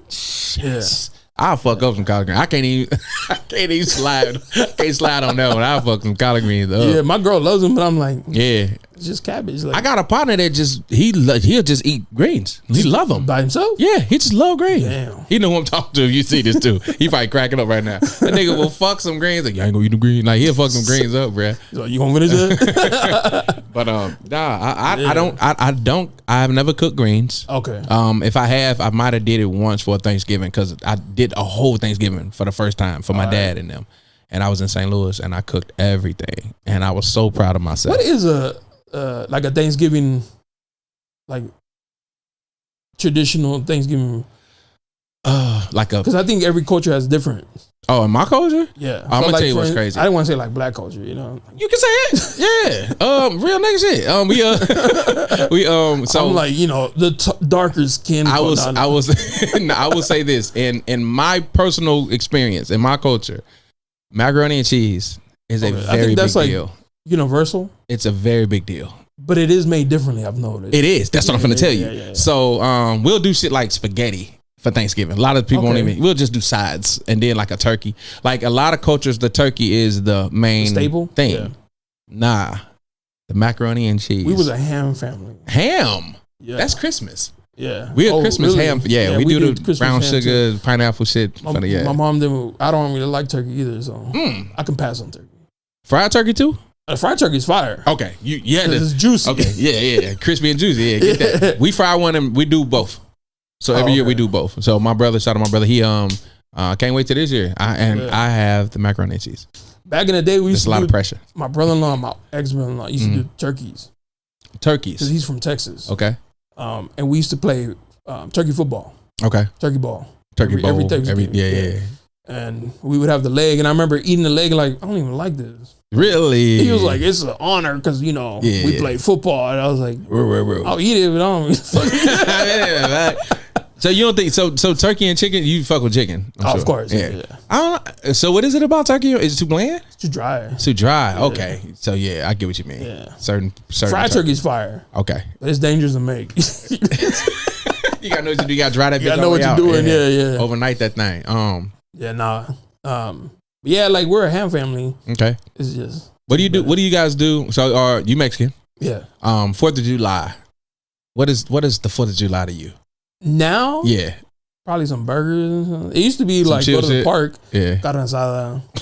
We gonna do it our way. Yeah.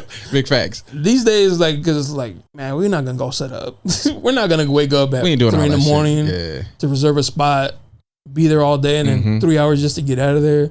Nah. It's so funny because I think out of all the holidays as a child and nostalgia from being a kid, yeah. the one holiday that fell off the most to me is 4th of July. Facts. Because I remember getting a new outfit. We had fireworks. We had flags. Like, we were so patriotic. And now, for some reason, that flag feels weird, different now. Am I tripping? Nah, you see with a little side eye, you're like, yeah, like, what do you mean by that? What you mean? Right. When did that happen? When did the fuck that? Like, I seen the dude, exactly. He when had an American happened, flag. bro. I know. I don't want to say it, but you know, when he was driving past me, he had an American flag. I was like, side eye. I'm here. I used to sing the national anthem. You know what I'm saying? Like, and now all of a sudden, it don't feel the same no more, bro. It feels like, what are you trying to say? The climate changed, and Build people don't. Right. You know? What you mean by that? What you mean? Right. What you mean you love America? Bitch ass. Knock your ass out of here, cuz. What you mean you love America? Yeah. It just means something different. Why is in the back of your truck? Yeah. You know? Yeah. It means something different, bro. It's like, what do you really want to fly? Yeah. Yeah. And you really could just be, really just be flying a flag. Like, you could be innocent for as the shit. culture. Right. I love Mexican food, and I'm like, Right. Where were you, January 6th? Well, fuck. I need to see know your work right. blocking schedule. Yeah, it's crazy. I didn't think I thought I was the only one that thought that. Yeah. Because when I see him waving, it's like, Yeah. why through here? Yeah. You know, like, especially like it's an area that's kind of like, you know, minorities in, like strong. You're like, why are you doing that? Yeah. What you mean? But y'all do celebrate Yeah, I mean, we don't like Independence Day. America's Independence. It's a day off. It's a day off. That's what I be saying. Yeah, it's not like we're not out there like, yo, fuck the English, fuck the British. Yeah, it ain't like fuck today. We off today. Ain't we getting paid double time? Let's get it. I'm all for today. It's a day, like, oh, we got a sweet. Right. Yeah. I think for me personally, Juneteenth has now kind of taken over the thought of Independence Day for me. Now that I'm educated the meaning on of it. Yeah. Because growing up, they never educated us on this shit. Nah, you know what I mean? So for what? Right. Yeah. You know that would cause ruckus. So now we got it. It's recognized. Not that we needed permission to celebrate it, but it's more commonly known now. And with that, oh no, go ahead. We celebrated this year and last year. I was at the thing last year at the park. Yeah, I was there. I had to break down. Is that the one stage. that somebody got shot? Yeah, I was there for the whole thing. Did it happen twice? At the year before? Just last year, right? It was just last year. Yeah, that's and crazy. I had stick behind the whole time too. Damn, I was right there by the whole shit. That was crazy. Sitting on the stage. That sucks. I was sitting on the stage when it happened. That sucks. Yeah, but yeah, that was a little triggering for a lot of people this year. So.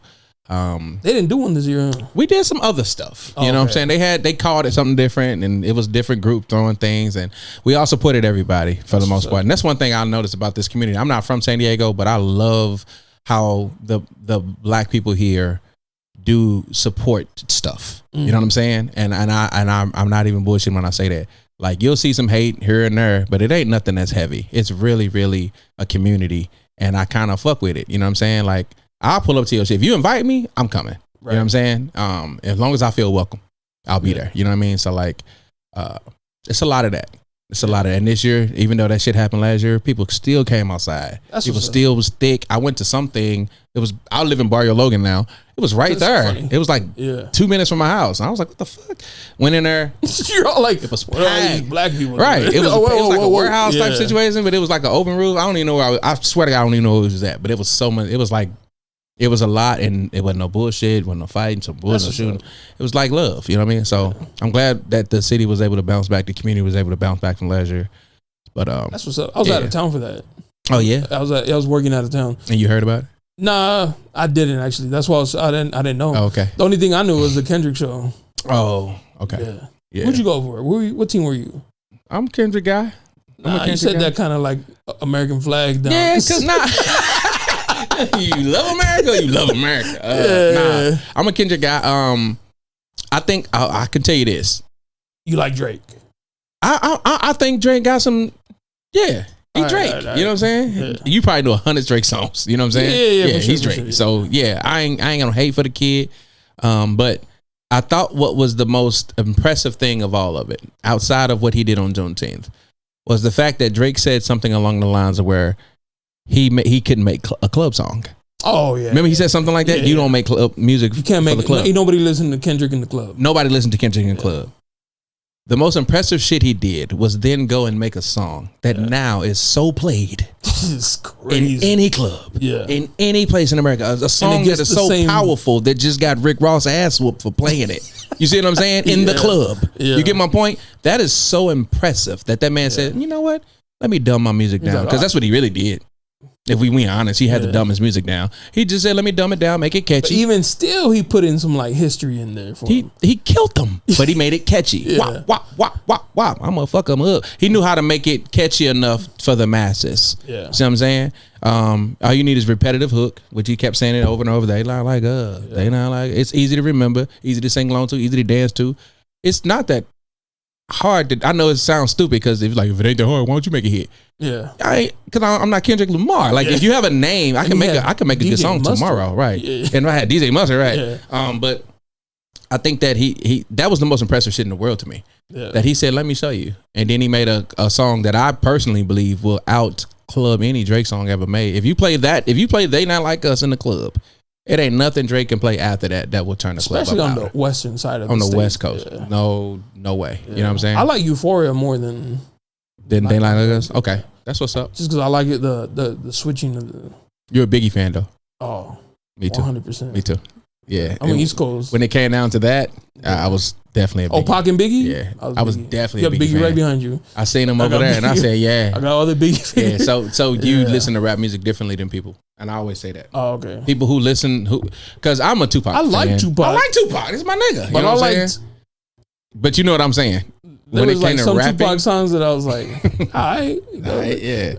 Biggie was just a better storyteller for me. He was a storyteller. And that's why I say you listen to it differently. You listen to the words. Yeah. You can tell how people listen to music. You're like, you really don't listen to the words. There's no way this is your favorite artist. You just like the sound of the rhythm of it. Do you like any like ignorant rap? I ain't gonna call them ignorant. Do you like any the new rap? Yeah, like any of that. Who's like the you like conscious rap? Shit like that?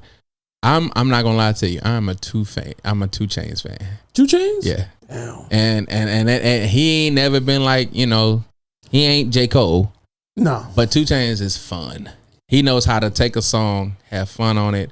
It's catchy. He be spitting sometimes. He'll throw some shit in and be like, but I like to have fun sometimes. Oh yeah, 100%. You know what I mean? Like I can, like for instance, I hate Bruno Mars. Damn, dead ass. I fucking. You like the third person I heard say that? I'm like, what is happening? I hate The Weeknd, and people be like, you hate The Weeknd? The new Weeknd or original Weeknd? I don't like The Weeknd. Nah, the first Weeknd when he came out. See what I'm saying? People be like, what you mean? I don't House like of Balloons. I listen, all that.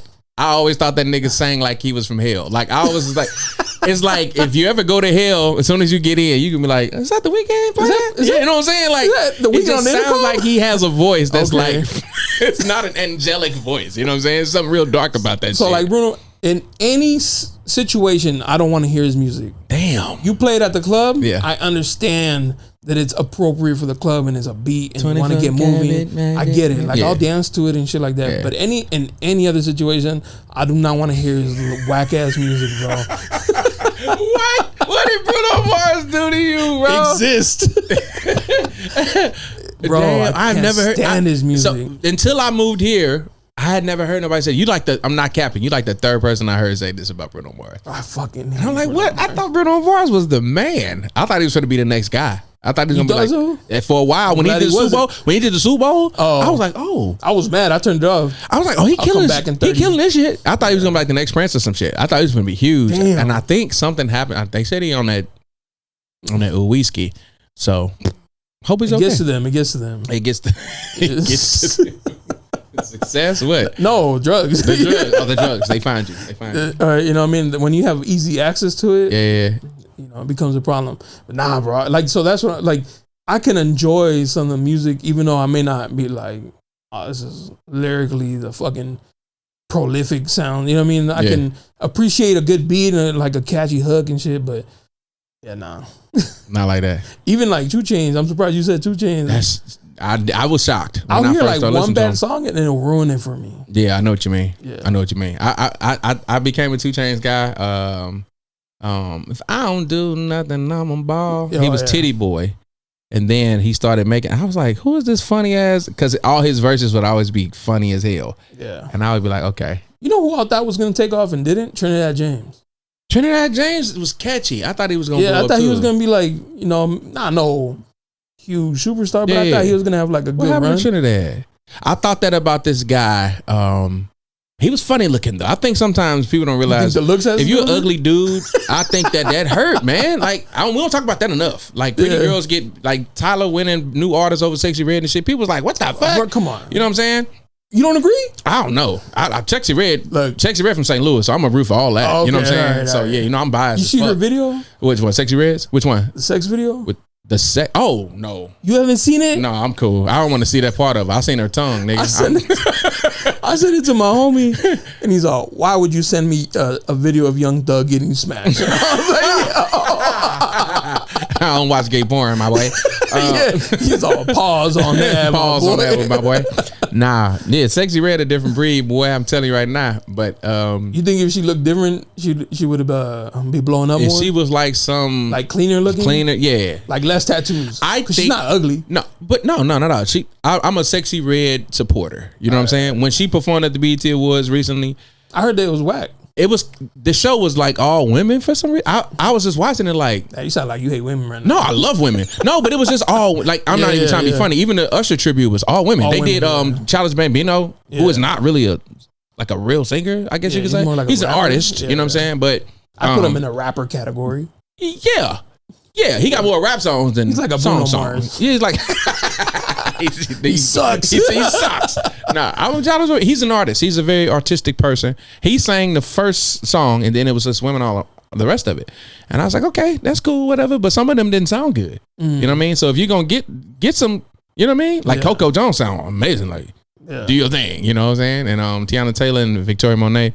Like I fuck with all. I love women. Love women. I was just the whole show was just like Sexy Red. It was Mulatto. It was what's the Ice Spice girl? It was Megan. It was like all the girls.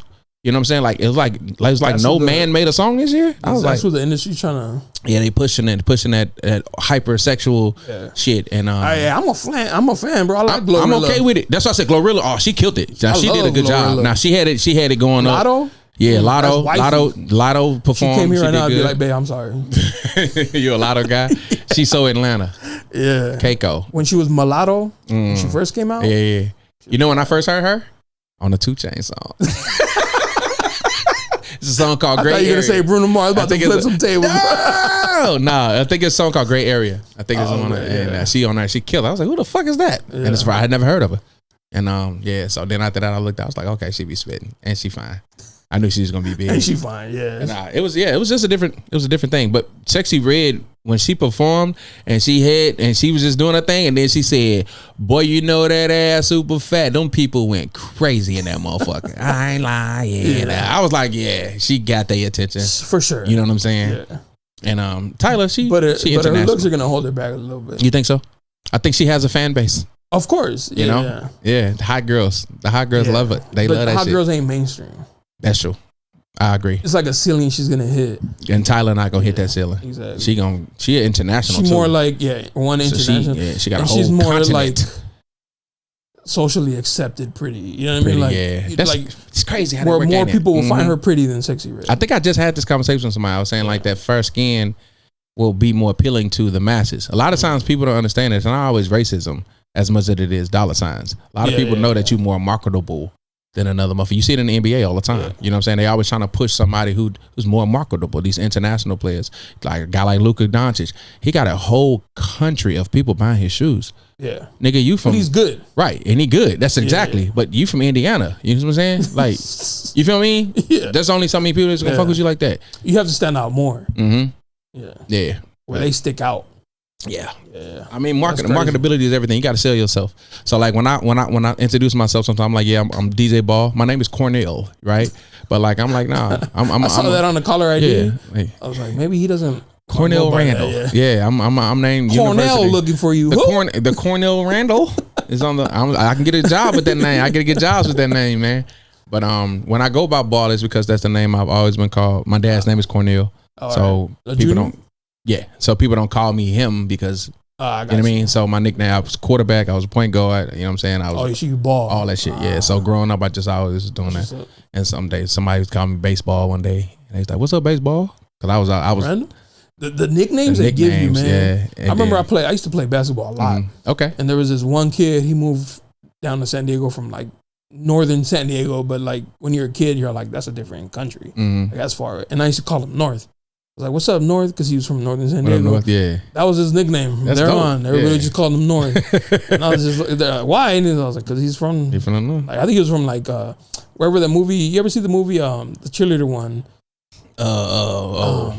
Pasadena. The one with Gabrielle Union. Yeah, you talking about Stomp the Yard. Not Stomp the Yard. I'm tripping. Bring It On. Bring It On. Is that it? Bring It On. It sound right. Let's go with it. Let's go with Bring It On. Wherever that white girl's school was, that's where he was. Like, he was like, they filmed that at my school. Okay. So I'm trying to think, was it like Pasadena, Orange County? It was like somewhere like in that area. So I called him North, and then that was just his nickname. That's a cool name though. Yeah. I knew a new name Cool. His name was Tony. His name was Cool. His name was Cool. That's motherfucker never really talked. Smooth. Cool as his name was Cool. Yeah. And he was back in the day. We had like a box. You would have a box. Oh yeah. Like so he would have like a box, and then he would curl his box. Oh shit. So he come outside. He was ahead of the game. He come outside, be like, "What's up, Tony?" He moves slow. He talks slow. All the girls was like, "Oh, he's so mysterious." Inside, like, he's no, like, he's slow. Nah. Anxiety through the roof. He's through the roof. He don't even like y'all. You know what I'm saying? Get out that man's space, he's bro. Like, they made me come out the house. Right. Yeah. Nickname was Cool. What's up, Cool? That's crazy. And the funniest name I ever heard is a true story. So downtown San Diego, active duty military, we got into a fight. One of the niggas that used to be talking the most shit to, trying to get active. This nigga took off running. I'm talking about like a bat, man. Out of fucking hell. This nigga adopted the nickname Peow. What? Peow. Peow? Peow. Peow? Because they said when pussy? No, because when trouble started, that nigga said Peow. Hey, what's up, Peow? Man, don't call me that shit, bro. You still cool with him? Dog, nickname was Peow. Peow. Peow. That shit was funny as hell. I was like, bro, y'all ain't gonna call him man that shit. That's and foul. it stuck. He used to be heated. I was like, I see it. I mean, you took did it off, to himself, bro. though. Yeah, you can't be the one trying to get active and then run. Not at all. Yeah, that shit was hilarious though. I wanted to ask you because I sometimes I get curious. I ask how you feel about the whole. I think it's interesting that black women get mad at black men for dating outside the race. Yeah, but then when they do it, it's like it's praised. Like whatever. Yeah. Like yeah. Does it bother you? Like if you saw a beautiful black woman with like a Hispanic dude or a white dude, would you be like, oh, it's foul? My beautiful black sister don't date black men. And she know I love her, but all her boyfriends was like Armenian or Mexican or white. She had a few white boys in there, and the guy she just married is from Middle East, and he is awesome. Love his family. So I'm not against anything. I just feel like date what you like. You ain't got to talk bad about people. Oh, my boy, just to date what you know like. Michael Flicks? Yeah. He said the same thing. He was like, it's the truth. He's like, whatever you want, but you don't have to talk shit about black women. Black women or if black you don't want to date black women. If you don't like black women, just leave it at that. You know what I mean? You don't have to say I don't like them because they didn't. No, you don't know every black woman. That's so ignorant to generalize people. I think that's ignorant in itself. When you start saying, well, this person these people do this. No, they don't. You know what I'm saying? That's your experience, and that's why you feel like that. And that's or the lack of experience. Yeah. Like all these young dudes like in the NBA, they marry like the white girl from the school or whatever, and then like black women get mad and shit. Yeah. But he went to Washington University. You know what I'm saying? That's why he got a white girl. You know what I mean, though? That's like, what was there. Like, right. Yeah. But it's a misconception because over 80-something% of black men that are married are married to black women. All of my friends that are married are all married to black women. See what I'm saying? So I think it's a huge misconception that we don't love black women. That's crazy to me. Like if I was to get married, I assume she would probably be a black woman. So I think the problem is social media. So it's like what we see, what we consume on like online, which is the same. I think is the same reason why like black women are overlooked. So because if you didn't know anything about, it could be Mexican girls or anything. Like if you didn't know any Mexican girls, only off what you learn online, what would be your perspective? What would you be your idea of what they are? Like Mexican girls? Yeah. Without putting yourself like you've never met one in your life. Just off. I've never met a Mexican girl in my life. Only on what you see online. Remember you was talking earlier about how it's almost like women are almost starting to look the same. Yeah. I would always think I would see that they would like the surgery. Yeah, bodies, right? I see a lot of like the same kind of makeup and the same kind of style. Or you'll hear they're spicy. Yeah, they're like attitude. Back, yeah, attitude, right? Yeah, you would see that. Yep, and they got it. You know, they crazy. Yeah. But the rumors are that they take care of their man and they family, they family oriented and stuff like that. But they come with a lot. Right. Yeah. So that's just off online, right? Yes, it's online. Yeah. You know, you've for some reason you've never met a black woman. Yeah. Based off what you see online. Yeah. What do you know about black women? They gonna say loud, disrespectful, mean, masculine, attitude. You see what I'm saying? Like, yeah. But I know so many soft, beautiful black women. Bro. Yeah. Only thing you see online is a negative. Yep. You see the negative of everybody. So agreed. So if you grew up in Washington and you're going to school in Washington and they're like, hey, you should date a black girl, you'd be like, why would I? The black girls that go here don't even date black dudes. I've seen the shit online. What you mean? Like, yeah, I get what you mean. Yeah, so I think it's fucked up. The social media is fucking it up, and it's causing this like huge problem because we're just blaming on what we see on. So we didn't even experiencing it. We're already like judging it. Like, nah. That's what I was talking about. Some people not even in the field. Some people don't even date, and they haven't either the experience or the lack of. Yeah, the lack of. Because they just talking. Know what they fucking saying. I agree, 100%. Yeah, man. That's crazy. I like I told you before, I don't have the same views. I feel like there's a lot of good quality people left that are single. A ton of them. You know what I'm saying? The reason why we can't find each other is just too much shit in the way. It's too many outside voices. There's too many things telling us what we should be looking for. You know what I mean? You know, I think it's funny too. I think even if you did meet a girl, you guys vibe, right? Yeah. Her friends may be in her ear like, he's not paying your house bill yet? Right. I've had that. Like, what you mean, girl? I've had that. Yeah. In her mind, she was like, nah, he's a good dude. And she's like, he didn't pay for your nails. Right. You gonna go on a date with a dude who ain't pay for your nails? And she's gonna be like, "You're right, girl. Never mind." I've been on a date here in San Diego where the girl was like, "Oh, my homegirls just called me. She outside. Can she come in?" I'm like, "Yeah, whatever. We cool."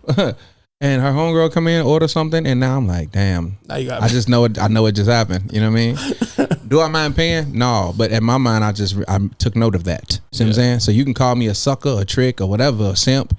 No. I got the money to pay for it. Yeah. And if I gotta pay $35 extra to find out you ain't shit, you know what I'm saying? You got off light. I got off easy. Yeah. You ain't break my heart. You didn't use me for more than what it was.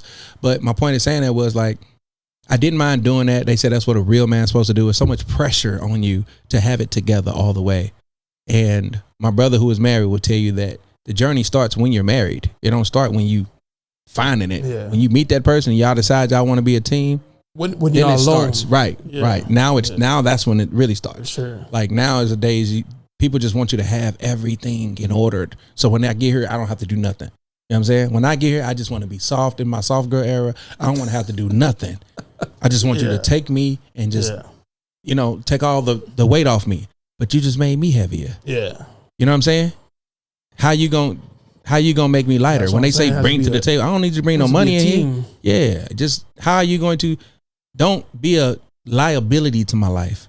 If you're not gonna be an asset, then don't come in here. You know what I'm saying? That's all I be saying. But that's like people in general, like friends. That's everything. Yeah. That's literally everything. Like if you're not gonna be like helpful, get out the way. Don't come here with all that hating ass shit. You know, don't come in here. And if you ain't got no money and I got it to cover you, you're not a liability. You know what I mean? As long as that I know it's genuine. You know what I mean? Don't use me. Don't play with me. Don't waste my time. Like that kind of shit. Once I start feeling like that, it don't take long for me to just be out. I had a conversation with a woman.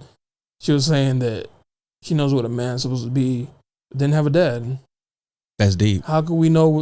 What's your experience from? TV? Online? Yeah, online. You think, like Bill Cosby? Bill Cosby? You don't want that dad. That's a dad? Yeah. You know what I mean? Can't take no naps around that nigga. Where we getting this comparison from if you didn't have one growing up? Like, that's crazy to me. I'm like I said, I hear everybody. I got a podcast. I'm listening to all the outside voices and everything, and I feel like there's some right and wrong on both sides. Yeah, 100%. Like I said, I do agree.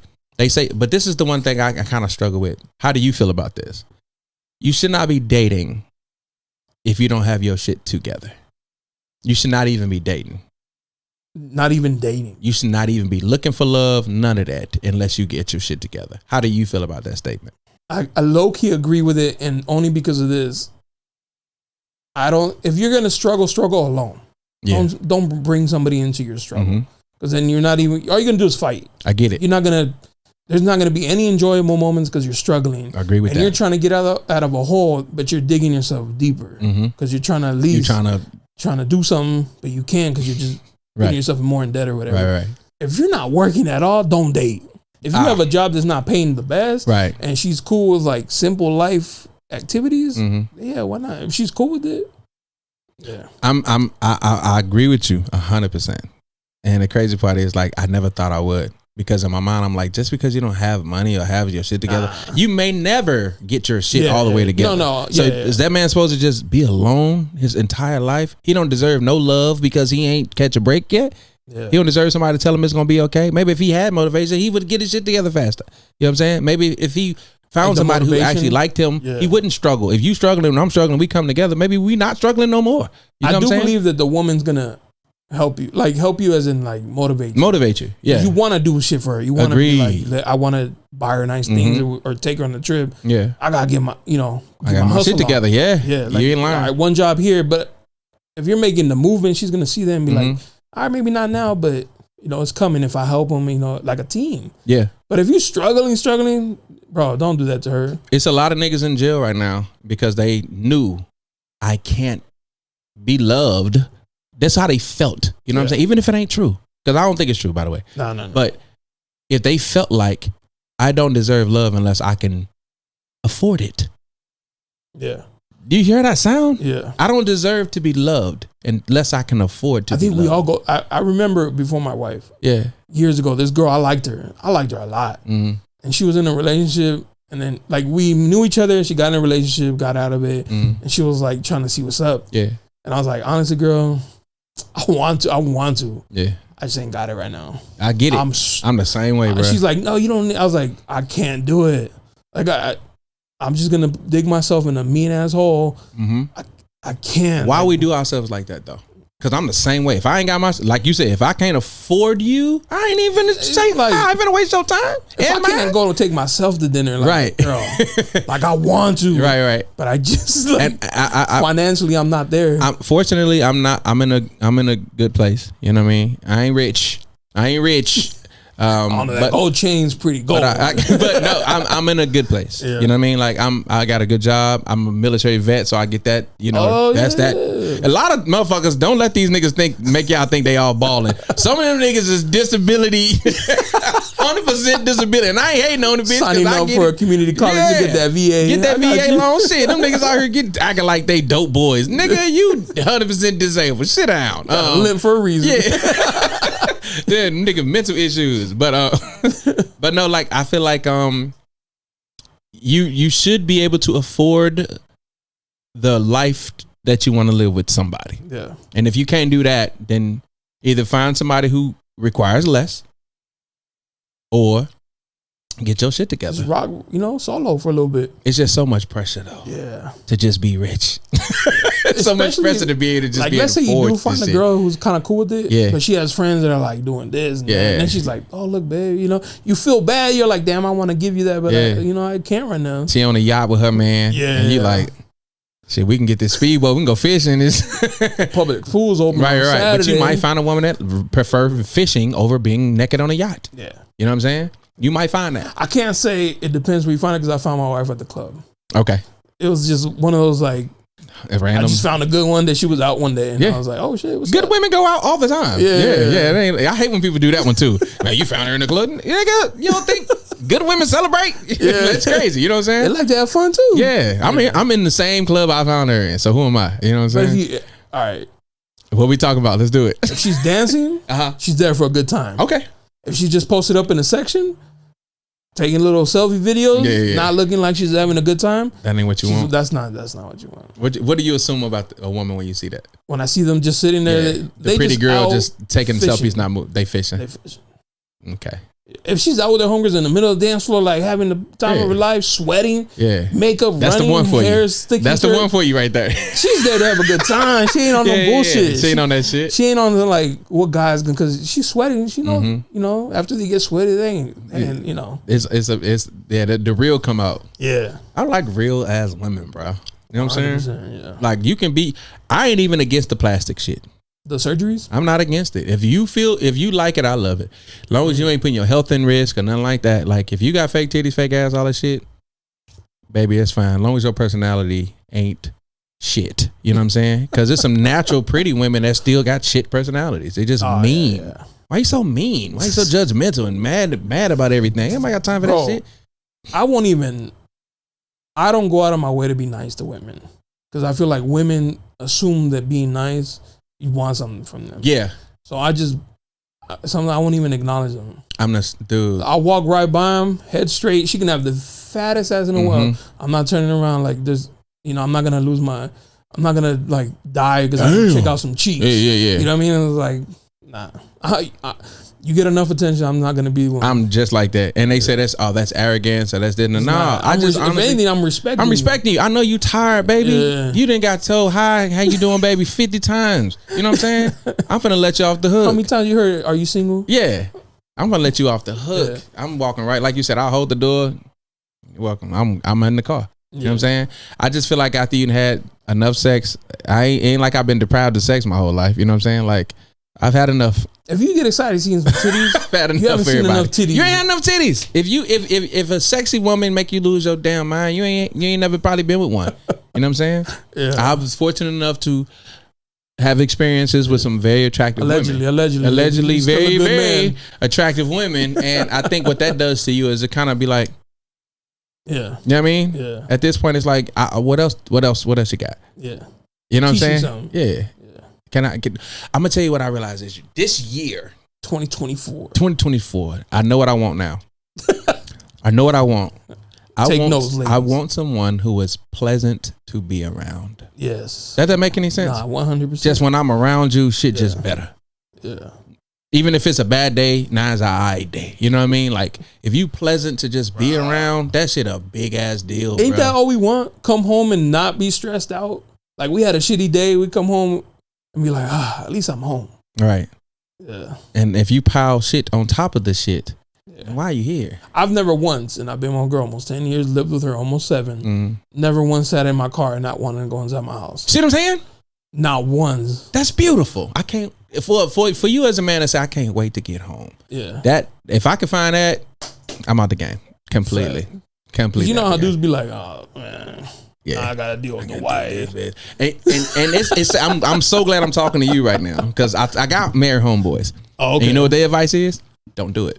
Don't get married? Don't do it. Damn. And you know how many of them motherfuckers tell me that shit? And behind closed, hey, bro. All they watch just heard that right now. Hey, they don't know. They mix them and match. Good luck. Right. Good luck now. But nah, they'll be like, no, don't do it. Don't get married. No. They see me living, they be like, bro, you so peaceful. Like they come over my house and be like, this motherfucker. I was frying chicken in my drawers this morning, 4:30. You know what I'm saying? I had a blunt, I had some music playing, dancing and shit, frying chicken. That's peace for me. That was to me, that was the moment of my day where I was like, I got it pretty good over here. You know what I'm saying? Yeah. And it's so weird because now it's like, how do I let that go? How do I give that away? You don't have to though. At some point, I can't do this shit.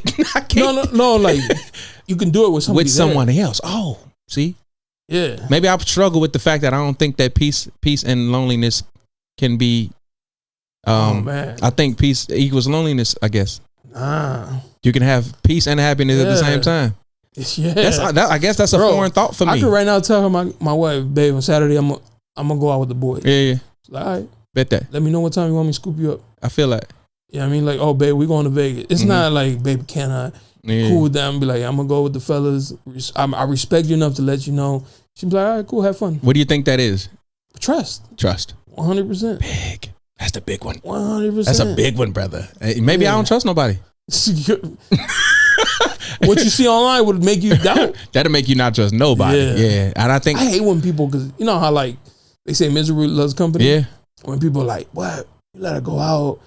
You know, girls, they go out for attention. Yeah. I'm like, not my Your girl go out, right? Yeah. I trust my girl. Like, don't try to feed that in my head. Like, don't put that, like, trying to put that stink trying to get me to change up how I am, I'm happy. Yeah, I've always had a real positive outlook on dating, positive outlook on people, women in general. When I first meet a woman, fresh start. You know what I'm saying? I don't think you like nobody else. I'm giving you a fresh start. But then I start listening to my peoples and shit, and they just like, man, these hoes ain't did that. I'll be like, you don't think so? They're not? And I'm like, man, none of them? None of them? Yeah, you know what I'm saying? And after a while, then you dated one, be like, see, that's what they was talking about as soon as they do something small. Like a balance of like trusting them and also don't be naive. Like, yeah, don't be a sucker. Like if you just started talking to her, she probably has like a couple of the dudes that she entertains. I never assume it's just me. Yeah. And I never assume that. I always assume this is my turn. Let me do the best I can do with my turn. As bad as that sounds, yeah. But I know that sounds nasty to people or bad to people. But it ain't shit though, because we'll be like, at least you hit though. Win is a win. Win is a win. I got to see it through. I had to see it through. But once you've done that, like I said, what now? Yeah. What we finna do? You know what I'm saying? That we can do that again. Yeah. We're just gonna be just doing that. You know what I'm saying? That's it. Yeah. So I think now I'm older. Tricky. I ain't never traveled with nobody. Never. I've always been on trips by myself or met people there. That's a good test. Yeah, I would love to travel with somebody and see how that goes. Yeah, see how they travel. Yeah, that'd be dope. Yeah, I do believe like you'll learn a lot. Yeah, maybe the first woman I travel with probably gonna end up being that one. I heard this girl say that she knows people who they really are when they go out to eat. How he is with the staff, how he eats, how he like, you know, what kind of table manners. Yeah. Like she'll learn a lot from him just from that. And I was like, yo, that's fucking true. You know what's crazy? I have a similar theory. I watch how the woman I'm dating, I watch how she treats people that can't do anything for her. That make any sense? Yeah. If somebody can't, they'll be mean to them. Yeah. If she ain't shit. Yeah. If somebody can't do anything for you and you still treat them with kindness and shit like that, I watch for that shit. You know what I mean? Because it's easy to treat somebody nice when you know. It's easy to smile at your boss. Yeah. You know what I'm saying? You need that. How you treat the janitor. Yeah. You know what I'm saying? So I watch for that shit. Dead ass. I'm big on table manners. That too. Like if you smack your food, you'll never in your life hear from me again. Like bad table manners? That shit was embedded into my head as a kid. Like I never paid attention. Even my aunts would like smack our hand and they would motion like, close your mouth. For certain things. Bro, growing up, that was like big. That's crazy. Get your elbows off the table. Like slap your arm. It was just like, it's stuck. It's stuck in my head. Like now it's embedded. Now if I see somebody, I'm like, I couldn't take you home. I never paid attention. My mom would fucking roast me. She'd be like, where'd you find this girl? I guess I've never been with a nasty eater. You know what I'm saying? Like someone who ate loud or smacked a lot of, just like you said, the whole grossness. I guess I never really experienced that. Maybe luckily. It is like my mom. Like I couldn't take you home to my mom. I can't date you. Oh, do you feel like this? Yeah. Okay. Like if I can't be proud to take you around my mom. I stopped dating a girl. My mom saw me with her. How old was you, first of all? Huh? How old was you? This was a long time. This was before my girl. So. Yeah. She saw us. We were having lunch. I didn't know my mom was there. I saw her. I was like, oh, let me go say hi to my mom. Yeah. I was almost going to be like, I might as well. Yeah. And she was like, why are you hanging out with that girl? Look how she's dressed. I was like, yo, mom just killed her. You weren't supposed to see that. she's on some chill shit. Yeah. You know what I mean? I was like, damn, I can't. Because she already has a negative look on it. Like, now it's a problem. It happened to me when I was younger. Yeah. My girl came to visit me at home and my mom would say, oh, hey, baby. And my mom was so nice and accepting of everybody. That's why I said I can't even imagine my mama being like, no. She loves everybody. My mom is so kind. My mom's a gangster. My mama kind, man. That's why I think I like kind women. You know what I mean? Because my mom is so loving and nurturing and she's just a kind spirit. So like now when I'm around mean women, I'm like, ugh, look at this. Look what she got on that. I'll be like, that's ugly. You know what I mean? Yeah. Like if you just sit around talking shit about people, like, yeah, that's ugly to me. You know what I mean? So like, but the girl had on like a skirt or something. She said, oh, okay, hey baby. And she's like, can I talk to you first? She talked to me. She's like, I don't really feel comfortable with her coming in the house with that on because my mom was married at the time. Oh. And she was like, your girlfriend or friend or whatever, she can't come in here. Oh, damn. Because her husband was in the house. You know what I'm saying? And she's just like, Are you cool with that gentleman? What's that? Your mom's husband at the time? Oh, no. He gone now. Says more a lot about him. Yeah, he gone now. It does the girl. Exactly. You know what I'm saying? Because he was like, I don't need that young half naked woman walking around my house. So yeah, y'all can take your little date. Damn. You can walk her to the we ain't got no beach in St. Louis. You can walk to the corner store, nigga. Like my mom told one of my friends, she came like, we're gonna go to the club. She's like, Are you prostituting? And I was like, yo, whoa, mom. hey, yo. She asked that. My mom don't have no filter. That's crazy. I was like, yo, mom. She's like, well, look how she dressed. Don't hookers dress like that? In Spanish, of course. What old girl say? She was just kind of like, and she understood. She was just like in shock, like, yo, they did. And at the same time, it's like, yo, mom. Right. But that's my mama. Don't trip. Yeah, right, that's my mom. My mama, yeah.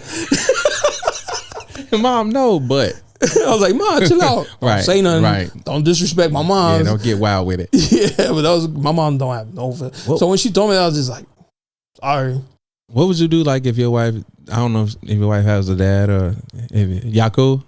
Nah, he's not in the picture. Okay. Yeah. But I was thinking in my head, like, what if he was like a, you know what I'm saying? He's like, you're not marrying my daughter and all that kind of shit. Would that have ran you off? Or you've been like, boy, you better grow up. I know I'm a good dude though. Yeah, exactly. Yeah. So I'd be like, well, you don't know me. So would you have got married if you didn't get the blessing? I think that's up to her. Cause they would tell her like, yeah. Cause she's like this with her aunts. Yeah. I asked them first, like, can I have your blessing? That's dope, like, dude. Cool. Yeah. But if they would have said no, I'm sure they would have relayed that shit to her, and then whatever happened from there happened. That's what's up. Yeah. I wonder, do people still ask for blessings? I did. Yeah. You did? Yeah. That's good, man. That's a good trait. I would. Yeah. But I want to do people do it. I don't really hear that often no more. I have a friend, bro. No lie. Uh-huh. He asked. He went for permission, like blessing from the moms. Mm-hmm. She said, "Nah, you can't marry my daughter." Wow. Did she have a reason? I don't know too much. Mm-hmm. He called this girl. Let's go get married now. Before your mom gets a hold of you and tells you not to do it, and they got married. That's crazy work, dog. I know mom's probably like, this motherfucker. She's like, I can kill him. She'll grow to love me. Everything will be okay. Just, we had a rough patch. Mm-hmm. We'll be all right. I wonder, they still married? Nah. Oh, well. Mom was right. Mom knew. Mom was right. Moms always know, man. Hey, moms be knowing, bro. My mom one of them oracle motherfuckers. Like, I think all moms are. Sorry, mama, not motherfuckers, but my mom is like, she don't tell you what to do, but she'll say something and it'll stick. And like later that night, you'll be like, they be fucking with us, huh? She a Jedi. I was like, what the fuck? I told my mom she's my biggest hater. Mm-hmm. I went to TJ. She's like, don't go to TJ. I was like, Mom, I'm about to go out, living with roommates. Mm-hmm. She's like, I have a bad feeling. I was like, Ma, you tripping. I got jumped, dislocated my ankle. My foot turned all the way around. Ended up in the hospital. Came home. She's like, told you I had a bad feeling. I was like, Mom. When I dislocated my knee, I was ready to go play football. She's like, you're too old for that. You don't play. Like, you ain't active enough. You're going to hurt yourself. I was like, Mom, I do this every year. I'm good. Popped my knee out. Had to call her from the hospital. And I was like, Mom, stop. You got me again. Stop manifesting. Right. Stop. Right. Put the voodoo doll down. Wish us some lottery tickets. Like, what are we doing, Moms? Yeah. They powerful, man. Yeah. I know. I think the last piece of advice my mama has given to me that I took was, don't rush, because now that your son's got son. My son, it's just been me and my son for years. So it was kind of like different dating, you know what I mean? Because I don't want my son saying a whole bunch of, you know what I'm saying? I got to be more careful when you got your kids. Fast ass girls. Yeah, you can't have everybody around your kid like that. So now that he's gone though, and it was just always him. Like if I went to the movies, with my son. Went to go eat, I went to go eat with my son. You know what I'm saying? Like a real dad. He was my person. You know what I mean? It was like my best friend.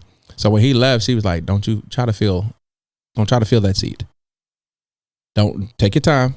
And that advice was so good because in my mind, the house was so quiet and like I need something. I need somebody here. Some step you know what I'm saying? Yeah, let me get right. Dating women with kids and shit. How many kids you got? None. Nah. I need some ruckus around my house. I need some noise, so this ain't gonna work now. But I need some. What is it? Like a kid's show in the morning? Nah, I can't do it. Yeah. I can't do that. You don't have an iPad, baby? Can't do it. That's funny as hell. That advice is good advice. Don't rush to try to fill a void or anything like that. Yeah. Because we don't even know they be there sometimes. You know what I'm saying? You be missing something and you don't know you missing that shit till you feel it. Then you be like, and now you too far in. Mm-hmm. That's how people end up in bad relationships. Facts. I told my wife, if for whatever reason it don't work out, I'm never dating again. I ain't going through it again. She was my one person. I could be alone. Yeah. You probably really mean that too. I think love my alone time. I'm gonna tell you something though. I think I've said that, and saying it out loud, I manifested it. Cause I told the last one, if this shit don't work, I'm done, nigga. Like, I'm not doing that shit again, baby. Like, can't do it. And when it didn't work, I guess I was just drained. Cause when you give, bruh, you just giving, not just money and time, but you just giving from a cup that ain't even full all the way. Yeah. And when you a good guy and you really care and you know what I'm saying, you trying and shit, that shit get exhausting. You know what I'm saying? And then it don't work. It's like, when we do this shit again? Yeah, I gotta ask what your favorite color is. Right, I gotta do this shit again, bro. I gotta bring you to my niece already know my like. So after a while, I think I must have spoke it.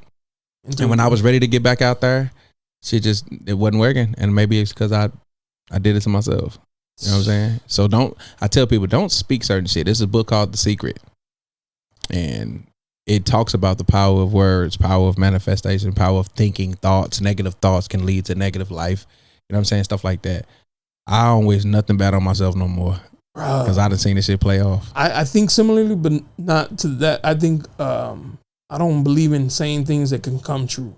Oh, yeah. For instance, I would never say I got a flat because it could happen and I'm fucked. I'll never say I can't go somewhere because I'm sick. I'd rather just say can't go. I don't want to go. Yeah. Than saying like make up something like, I'm sick because then I can get sick. I don't want to put that kind of juju on me. Mm-hmm. So I feel that's a real thing. Words are strong. Words hella strong, bro. Yeah. 50 has a line in the song that says, "Death is upon the tongue.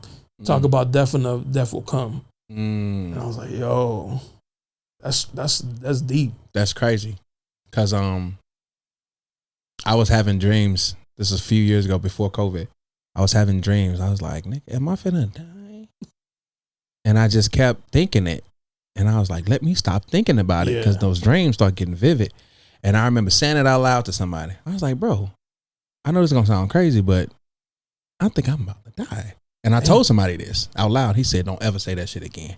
And it was almost like a chill came through the room. Like, bro, I did say it out loud. You know what I'm saying? Yeah. But it was just that thought. They said Tupac was doing that a lot. Oh, yeah? Yeah. They was like, he kept saying it. And I think he had like a gift that he could like see.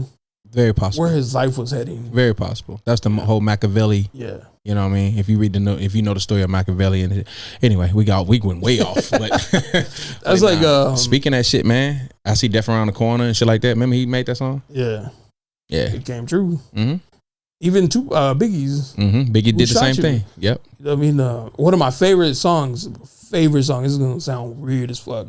Suicidal Thoughts. And the reason why is they ready to die? Yeah. Okay. The reason why I think is one of my favorite songs is like, bro, where were you mentally for this song? Yeah.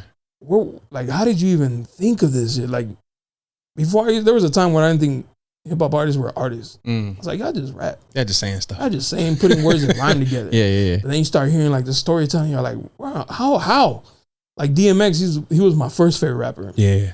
He has a song, Damien. How did you come up with this, bro? Yeah. Like, what kind of demons you fighting? Dude, I just got chill bumps when you said the name because I remember, like, I heard the song come on in my head. I had that. And it's prayer, bro. Like, damn, these motherfuckers. DMX was powerful, bro. Yeah. My first favorite rapper was actually Jadakiss. Oh, Jadakiss? I was a Locks and Jadakiss. He said something in a song. Sam Cassell was the point guard for the Bucks. And like you said, I was like, y'all niggas like just be saying stuff. Yeah, I know, right? Ugly. But he said, and y'all scared I can tell because I'm gonna get bucks like Milwaukee because like Sam I can sell. And when he said it, I said, what the fuck? What that nigga just say? And I rewinded it and I was like, oh shit. And then I started listening to Jadakiss a lot. And I was like, that's why I said you listen to music differently than other people. And I could tell. I was like, yo. You listening to the words. And I started listening to Jadakiss. You really sit there, you're like, And then Damien, he's playing both parts. Yeah, he's talking. He's talking as, it's him, but he's playing like the devil in him and talking back and forth. And I was like, that's art. what the fuck is he? Yeah. Why can I picture everything he's saying? Like I'm picturing a conversation between two people, but it's just him. You know what I mean? I thought that should give me. Yeah, man. That shit crazy, bro. Like that DMX made music for the soul, for sure. For sure. In college, I did a communications class, and my first speech was about him. Oh, really? I went and read his book, bought all his albums, made this big ass display about DMX. I got an F. I was so bad. I was tight. I would have been heated. I was tight, and because she said I didn't follow like what I was like. Fuck you. You don't understand what I did. Right. Like, I put in the work. I was tight. You don't understand what we doing here. I had an oral speaking class, and I had to do a report, and I did it on Puff Daddy. Oh, that aged well.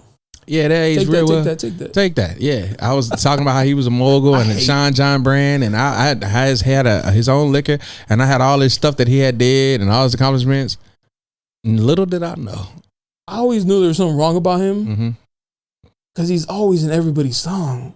Like, bro, who shot you would be 50 million times better if you just shut the fuck up. Birdman. Birdman is always. They're like one and the same. Talking on a song, bro. Get off the song. Wayne in here going crazy. Yeah. Here come your ass. We gonna get more, and we gonna get some more money, and we gonna get more money. Get the fuck out of the booth. Right. Like, shut the fuck up, bro. That's how I feel about P. Diddy and Who Shot Y'all. Like, I wish I knew how to master, like, remove some fucking lyrics. I hate him. Dude. I hate him. Dancing all in your videos. That's just crazy. Fuck Puff. He gonna get his though, man. He gonna get his. He just got a new allegation today. Yeah, for trafficking. Yeah, and that shit. Now that one, did you hear the story? Nah. Now people just trying to get their bread. Oh, you think so? Yeah. Well, it's because sex trafficking can be simple as sending. Yeah, but like you send her across the line, that's trafficking. If you send her across the line, state line. Oh, what do you mean? If you send a girl, hey, I need you to go fuck my boy in Texas. Okay, yeah. And you're in New Orleans. Like pimping type you legally crossing state lines, now trafficked. Yeah, this story was some shit like he solicited sex, but basically told somebody, he told a guy, according to her story, told a guy, suck my dick. And the dude was like, you got me fucked up, and stormed out the room. And then later on, they ended up working together anyway. So she ended up working for him and And you knew, like, somebody said something like, when did it become illegal to be freaky as hell? Like, you're a freaky ass nigga. Yeah, everybody know Puffy was gay and all that. We knew that a long time ago. And now all this stuff coming out. Now him, that assault video, it ain't no coming back from that shit. You ain't beating those allegations. You ain't beating that. You fell for that. When I did a show. 20. You remember that when she got that settlement? Yeah. I did a show that next day. Did you blame her? No. Oh. Hell no. But I said, they was like, why you think she got paid so fast? I said, oh, she know where the body's buried.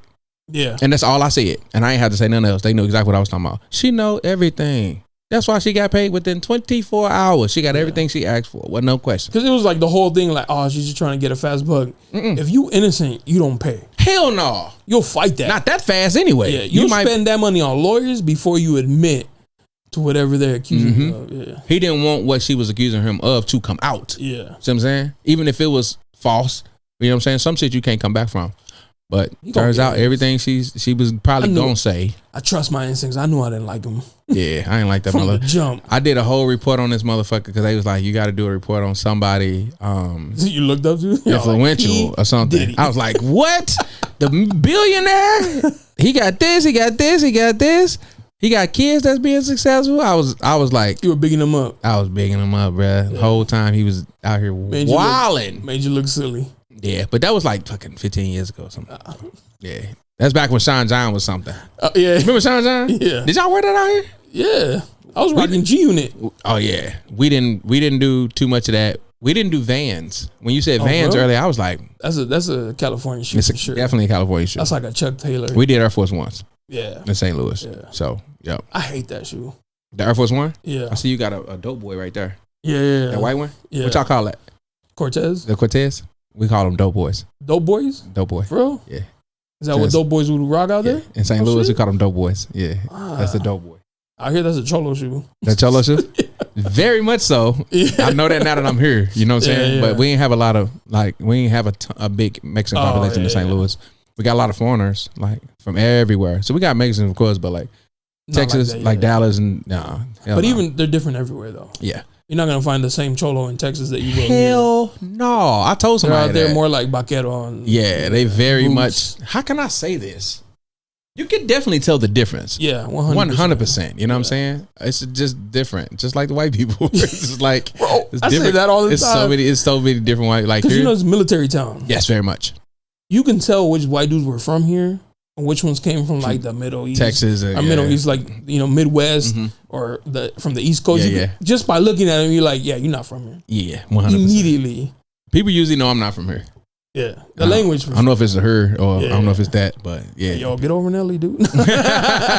Everybody talk. If you would have came in with the Band-Aid, it would have been a rap. Bro. Yeah, and my name Cornell, right? So we got the same name and everything. But like, everybody talk. They say chur, pencil. Like instead of pencil, they put an R in pencil. Like for no reason. Yeah, you ever heard Glorilla talk? Yeah, when she's like curbing on curbing, like that's Memphis, and so that's almost like a duration of how we talk. I love those girls, but like her and Lotto, just hearing them talk normal, I'm like, stop. Glow, my out of all of them now, I'm from St. Louis, so I gotta be a sexy red dude or whatever. But Glow my one, Glow my one. Glow. When she said, Glow, Glow. I was like, trying to get on some headlight. I was like, dog, am I supposed to be listening to this? Like, I'm a dude, and this shit is fucking slapping. I know it's not for me, but damn. I never felt like that about Nicki Minaj. I've never felt like that about Megan Thee Stallion. I've never felt Cardi like B and shit. that. Cardi made the Up video, and when she was necking on the piano with the hair, I'd never in my life. After that, I was like, is Cardi B fine? No, she's not. You seen the Up video? Yeah. When she was on the piano and she did like this and turned around, I was like, I jumped like that. I think because I've seen her like before she blew up. Yeah. I was like, it's the voice. That is the voice. Yeah. I can't do the voice. I can't do that when she gets to talking. I'll be like, oh my God, brother. That's how I feel about Lotto. I was like, you're so beautiful too. And when she talked, the accent is Atlanta heavy. Yeah. Super Atlanta. Yeah. Yeah. That's crazy. The U.S. is like different countries, really. Very much. Very much. Them borders mean something to people. That shit crazy, bro. California people talk very educated to me. Yeah. Oh shit. Yeah, they sound very educated to me when I hear California, even the ones that ain't. So like, if you hear somebody from back home, you think like, dang, you sound ignorant. Not necessarily. Just kind of slower. We talk like if you go to St. Louis, like some people more so talk like they want you to understand every word they saying. You know what I'm saying? And it's a little more delivery, a little slower and everything like that. But if you come out here, people more so like da da da da. You know what I'm saying? People more, they talk more proper. I think the Atlanta one is crazy. Atlanta, yeah, they don't really finish nothing. They don't really finish nothing. Like what? Finish what you're saying. No neck. They got all his balloons popped on. Yeah. You're like, all y'all think I'm ugly. I'm like, what? Hey, that was in Atlanta actually. He had the tight ass man. Like, yo, he came in that motherfucker. Pow, pow, pow, pow. Let me say something. Don't put me on that balloon show, bro. I would die before I go on that balloon show and let these motherfuckers. Like, babe, they'd probably all pop my. They're like, get this fat dude out of here. I'm like, you be surprised. She's like, babe, stop. Yeah, I was gonna say, you be surprised. It's somebody for everybody. I promise you. Those girls are crazy because they be like, oh, you're a police officer. Nah. What you mean, girl? You don't want steady? You don't want protection? You said you don't want nothing, like good shit? Right.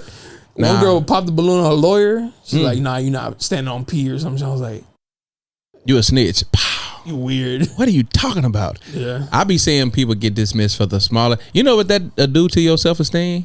Going on that motherfucker and let 20 mediocre motherfuckers tell you that you ain't shit. You ain't shit. What? You're like, you leave there like, damn. Yeah. Maybe I ain't shit. But I know dude had to know better before he came out there with that neck. Yeah. Oh yeah. I was like, yes, all of them. What do you mean? I was like, bro. Shit, I'm trying to get, you know what I'm saying? I was like, nigga, you had to know better when you came out here. They did that on purpose. They had to. I'm like, hey, bro, you should come to this show. We about to go viral. Like Juggernaut. Motherfucker came out the back. They was like, what the fuck? Y'all got me. He looks like he survived a crash. What the fuck? Damn, that balloon pop is so crushing. That's cold. That's so cold. Just to hear the sound of somebody not Change like Your Heart, and I thought that was cold. Change Your Heart was cold. Yeah. That was a cruel thing. People probably needed surgery after Change Your Heart. Putting your life at risk, bro. I was talking about over here like stay together. She's like, nah. Change Your Heart. Yeah, you be looking like, bitch. Ain't this a? She done got me out here in front of all these people just to tell me fuck you. Crazy. I don't like. I asked, would you follow somebody after y'all talked and she didn't choose you? Would you still follow her? And a lot of dudes say, hell no, I unfollow them. You know what I'm saying? And I always wondered why. I'm not like that. It's women. If y'all watching, you mean this, like you follow a girl and then you try and she like shoots it down? Yeah, she shoots you down. You keep following. Do you keep following her? Would you or no? You married, so. But even like back then, I don't know, bro. I'm not a DM type of shoot. Yeah, it's a risky place to be. Yeah. But I'm saying like what if you really like try to holler at somebody? Let's say you even went on a date with her. Say you went on like 2 or 3 dates and she was like, no, this ain't for me. Would you then unfollow her or would you just keep following her life? Nah, it'd probably be unfollowed. See, I follow. No, I'll keep her. Yeah, I still follow, right? Yeah. So what I be noticing though, sometimes when you still follow somebody that you used to talk to and then they choose somebody else and they end up with that person, it's a constant reminder subconsciously that you failed. Damn. That they didn't choose you. Like that. You know what I'm saying? You weren't good enough. Even if they try to tell you, oh no, it just wasn't a good fit. Nah. Because if it's good enough, you make it fit. You know what I'm saying? You make it fit. Yeah. So that's a constant reminder that, you know, that they thought that person better than you. And you see that every time you see them. So I see why. I never thought that. Now I see why. Because at first I was like, nah, I still follow motherfuckers and shit like that. And now that I see it with my own eyes, I'll be like, I can see why somebody would feel a certain kind of a way. Oh, shit. Seeing you moving on with somebody else, that's a constant reminder, even if you're doing good in life. I mean, I follow girls that I thought were like, I liked and tried and didn't work out, and they get to do it. I'd be like, that's what's up. That's what's up. Yeah, I ain't hurt. You. Yeah, it's good for you. Yeah. Especially, I know it's going to sound weird, but once you get like a relationship, you'd be like, dang, God, it didn't work with these hoes. Dude, I'm waiting for the day somebody make me. I'm glad she didn't answer my DM. I'm waiting for the day somebody come along and make me be like, thank you for the rejection. Yeah. All y'all, please. Fuck all you miserable hoes. Sound all bitter. Right, and the dude you left me for and tried out and didn't work. And that's why he cheating on you, big head. Right, ugly. You wasn't that cute anyway. That when niggas start lying. Yeah. You wasn't that bad anyway. Yes, she was. She got that one weird finger on it. Nah. I knew she was weird. Her fingernail looked weird. Yeah, I don't know. Have I ever dismissed somebody for something petty? You said the fingernail looking weird shit. Nah, I look past a lot of shit. Oh, you forgive them? I'm very forgiving. I forgive. Accept all your imperfections. Right, all your imperfections. Little stinker booty. Little bald head. Just don't do too much. Don't have too many. It's crazy. Like, you like bald girls? I'll fuck with a bald head chick. Like an Amber. Not right now. Yeah. She's wilding right now. But like she's Amber Rose. Right now. I met her before. Yeah? Yeah. In Vegas, believe it or not. Bald head. I was like, yo, she's beautiful. I'm gorgeous in person too. Yeah. Put on a wig. And when she would wear a wig, I'd be like, yeah. That's like 2 in 1. I feel like if you bald headed and you fine, you fine. Yeah. You know what I'm saying? You're going to be fine regardless. You're going to be fine. Yeah. If you can look like a tennis ball and look good and still be fine, baby, let me tell you something. You got me. I'd be like this everywhere because my girls had like short hair and I'm like, I love it. I love that. But I love the bun. Let your hair grow, babe. Now she has it like long and I'm like, babe, you should cut it. She's like, fuck you. Fuck off. I'm gonna keep playing with you, man. Yeah. I've always had a crush on Kelly Rowland. From my Nubian queen. Yeah, I love Kelly Rowland. I love her. She's beautiful. So beautiful. But she has this bob she does. It's like straight hair and it's like this. You don't like it? I love it. It's so classy and it looks so simple. Probably not simple at all to do because I don't know nothing about her. But I'm pretty sure it's not easy to keep it like that. But it's so gorgeous. It's so pretty, man. And to me, that's such a feminine hairstyle. It's just such a pretty ass look on a lot of women. Gabrielle Union used to wear it. And she used to be super pretty with that motherfucker. I crushed on Halle Berry. The dark, beautiful. Oh yeah. You know who my one now is? I'm too old for her, but you know who my one now is? Who? Coco Jones. Who is that? Oh, the singer. She a singer. She play on the new Fresh Prince. Yeah. So she's the new Hillary. She might be a little young. She is. She too young. But when you see her, you be like, if my son come home with her. You know who?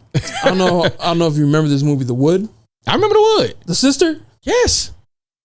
Shit. She was fucking she was just gorgeous. Mm-hmm. And then who they replaced her with at the end was Samantha Lathan. Yeah. I was like, why you do that? You don't like Samantha Lathan? No, not like she didn't look like her. Yeah, you right. But no, it's fine. You think so?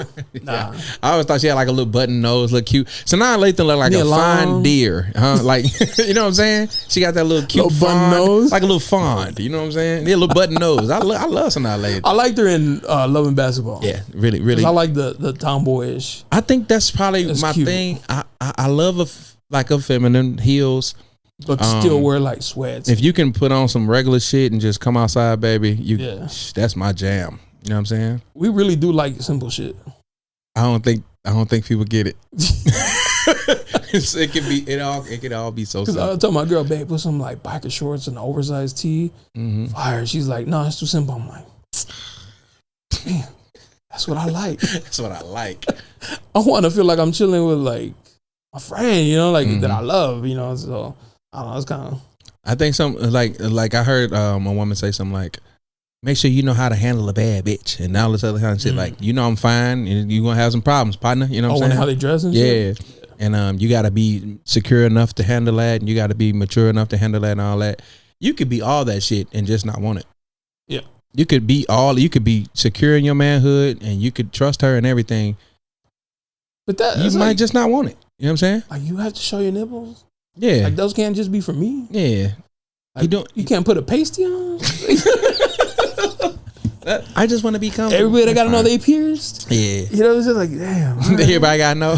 Like, all right. But yeah, I've never been an insecure man. None of that kind of shit. Women will say you are, though. Why?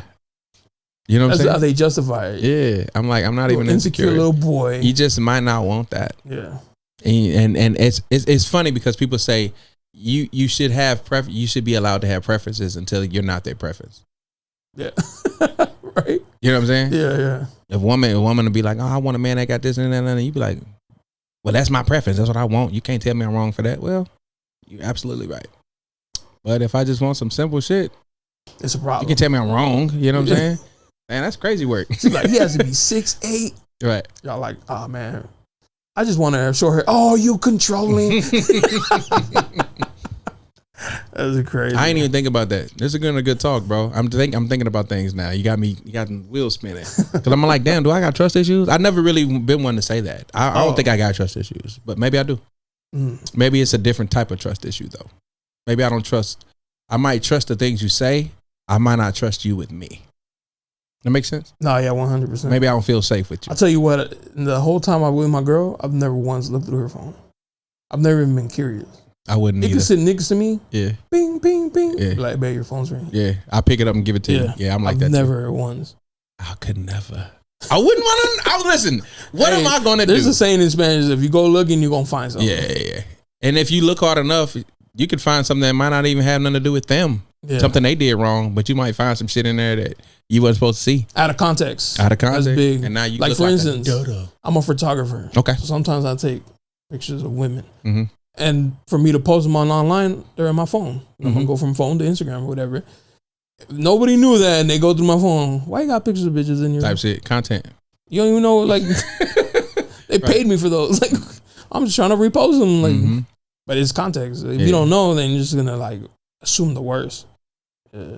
Big facts. You know what movie I love? I won't keep you long. Are you good? Obsessed with Beyonce. Is that Beyonce? Yeah, with yeah. The white girl and Idris Elba. What's his name? Idris Elba. Yeah. I was under the sun trying to get like that.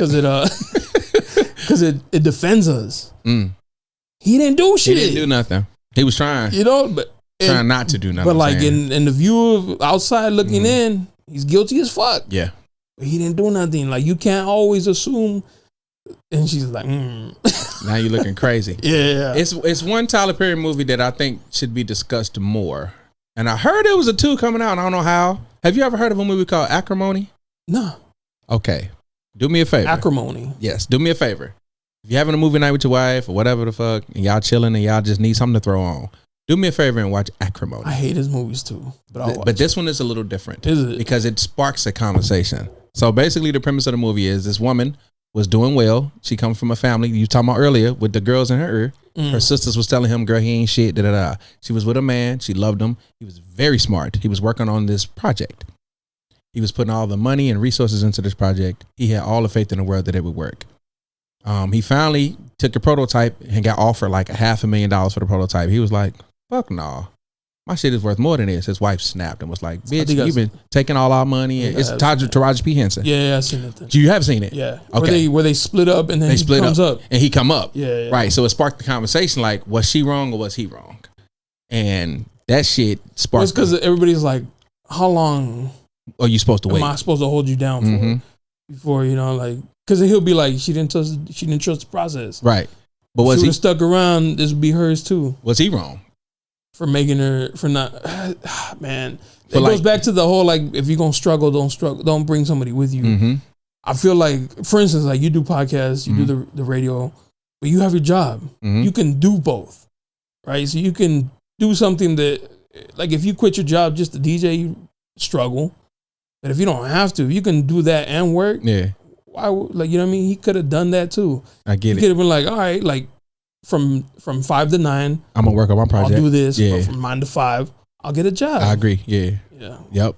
That's how I feel.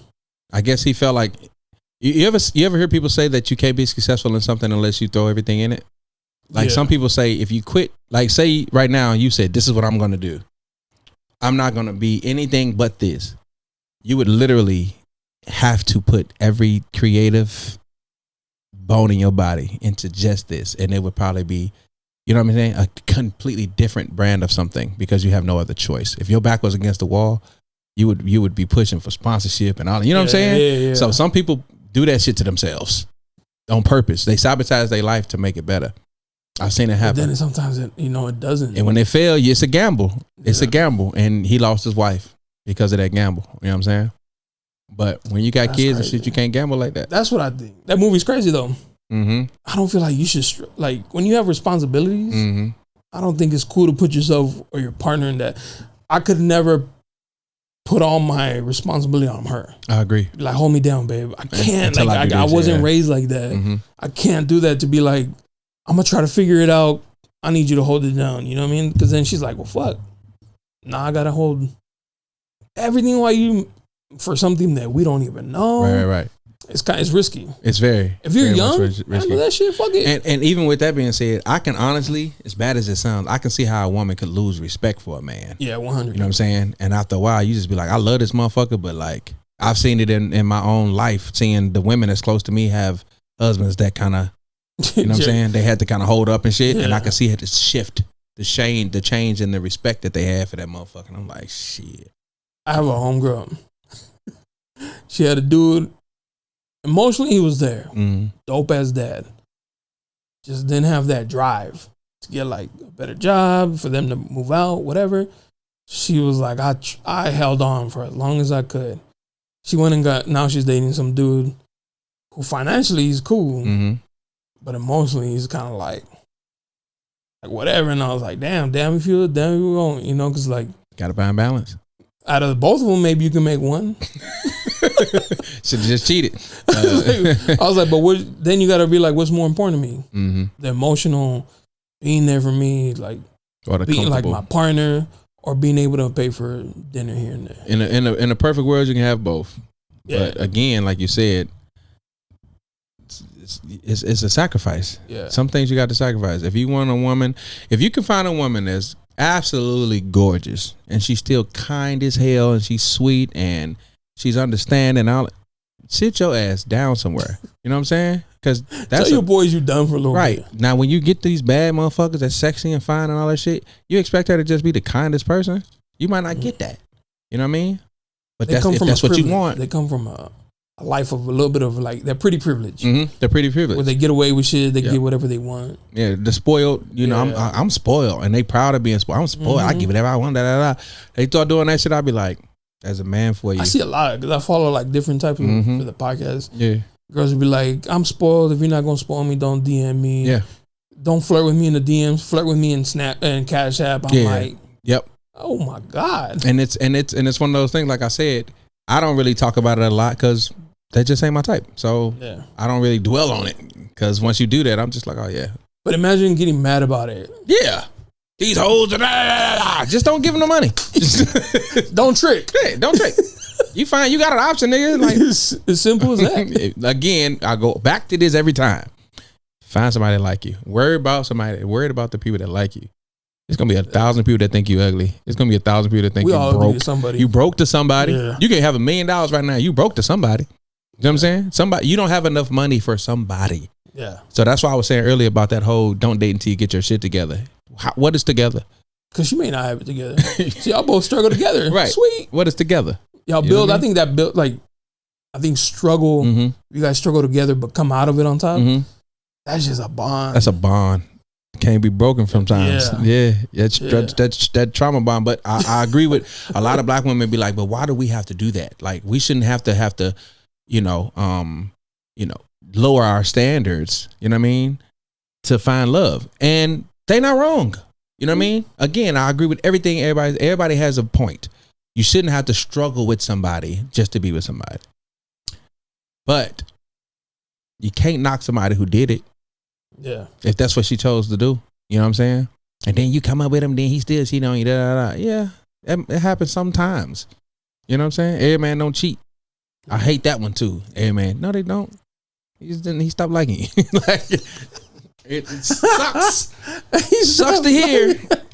You got annoying. What Like, he didn't leave you. You know that's a true statement. A lot of men don't leave.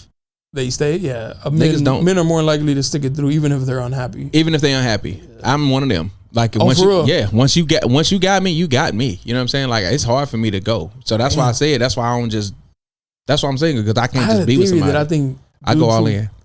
Sorry to correct you. No, you good. Dudes that come from broken homes will stick around longer. I think so. Because they don't want to. They remember that, so they don't want to go through that. So they'll, even if they're like miserable, they'll stick it out. But did you know that the percentage of women who actually divorce is way higher? It's not even close. It's usually the woman who files.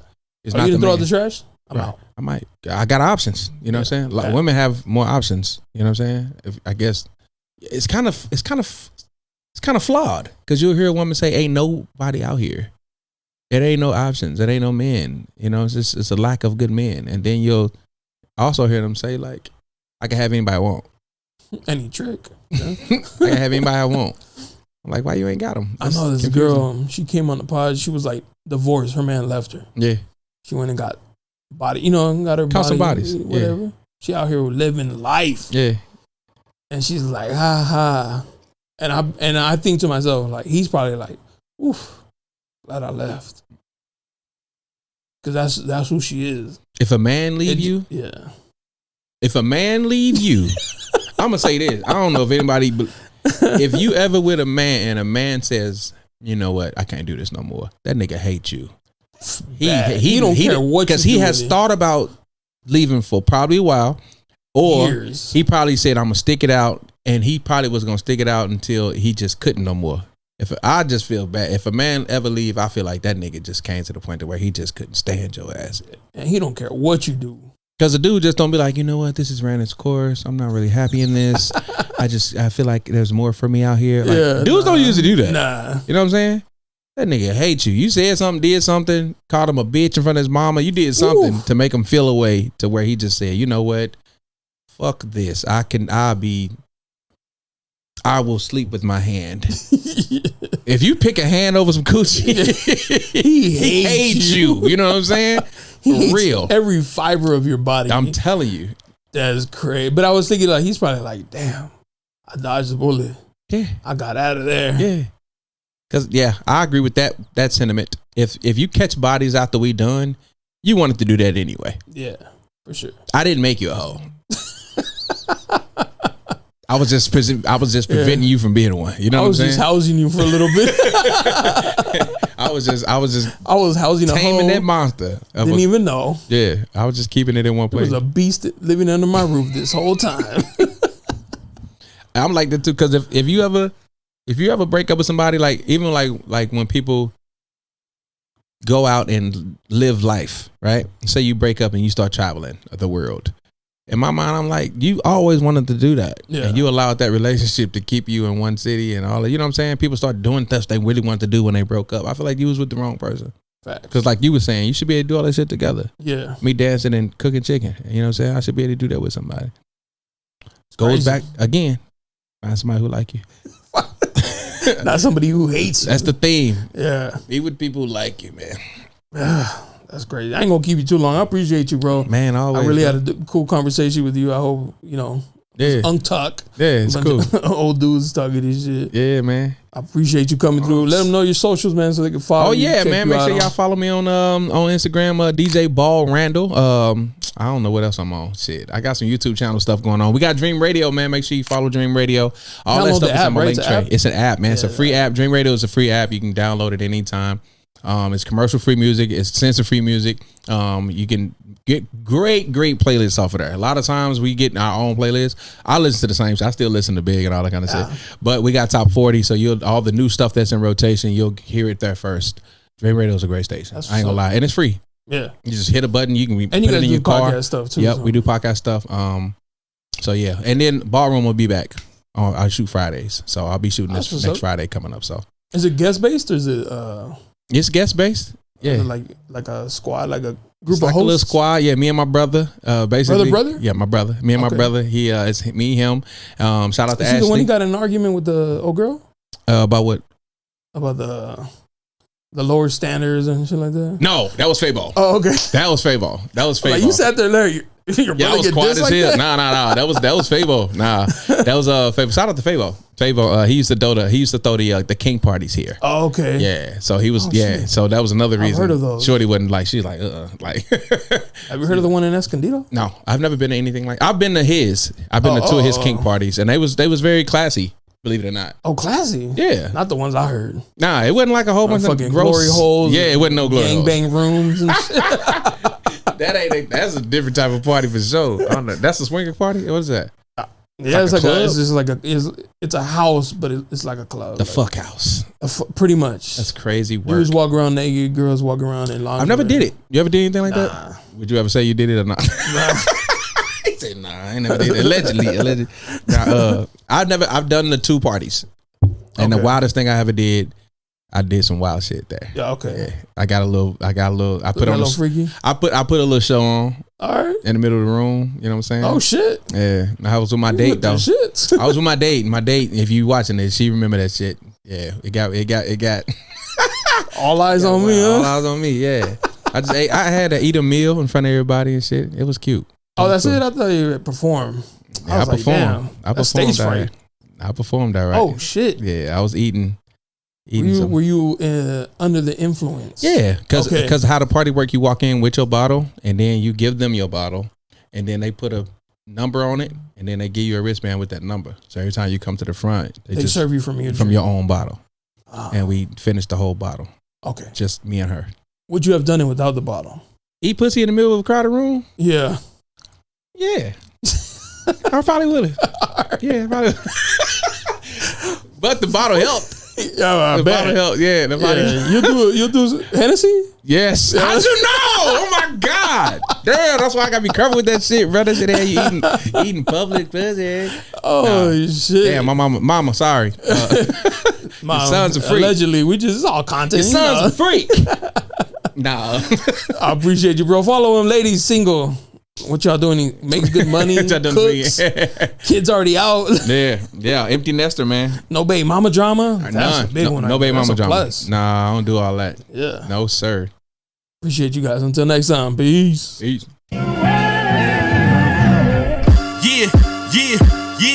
Yeah, you looking for me, you can find me at the spot. Chopping it up with Jonah, we talking about what's hot on the block. Up in Dago, man, we bumping.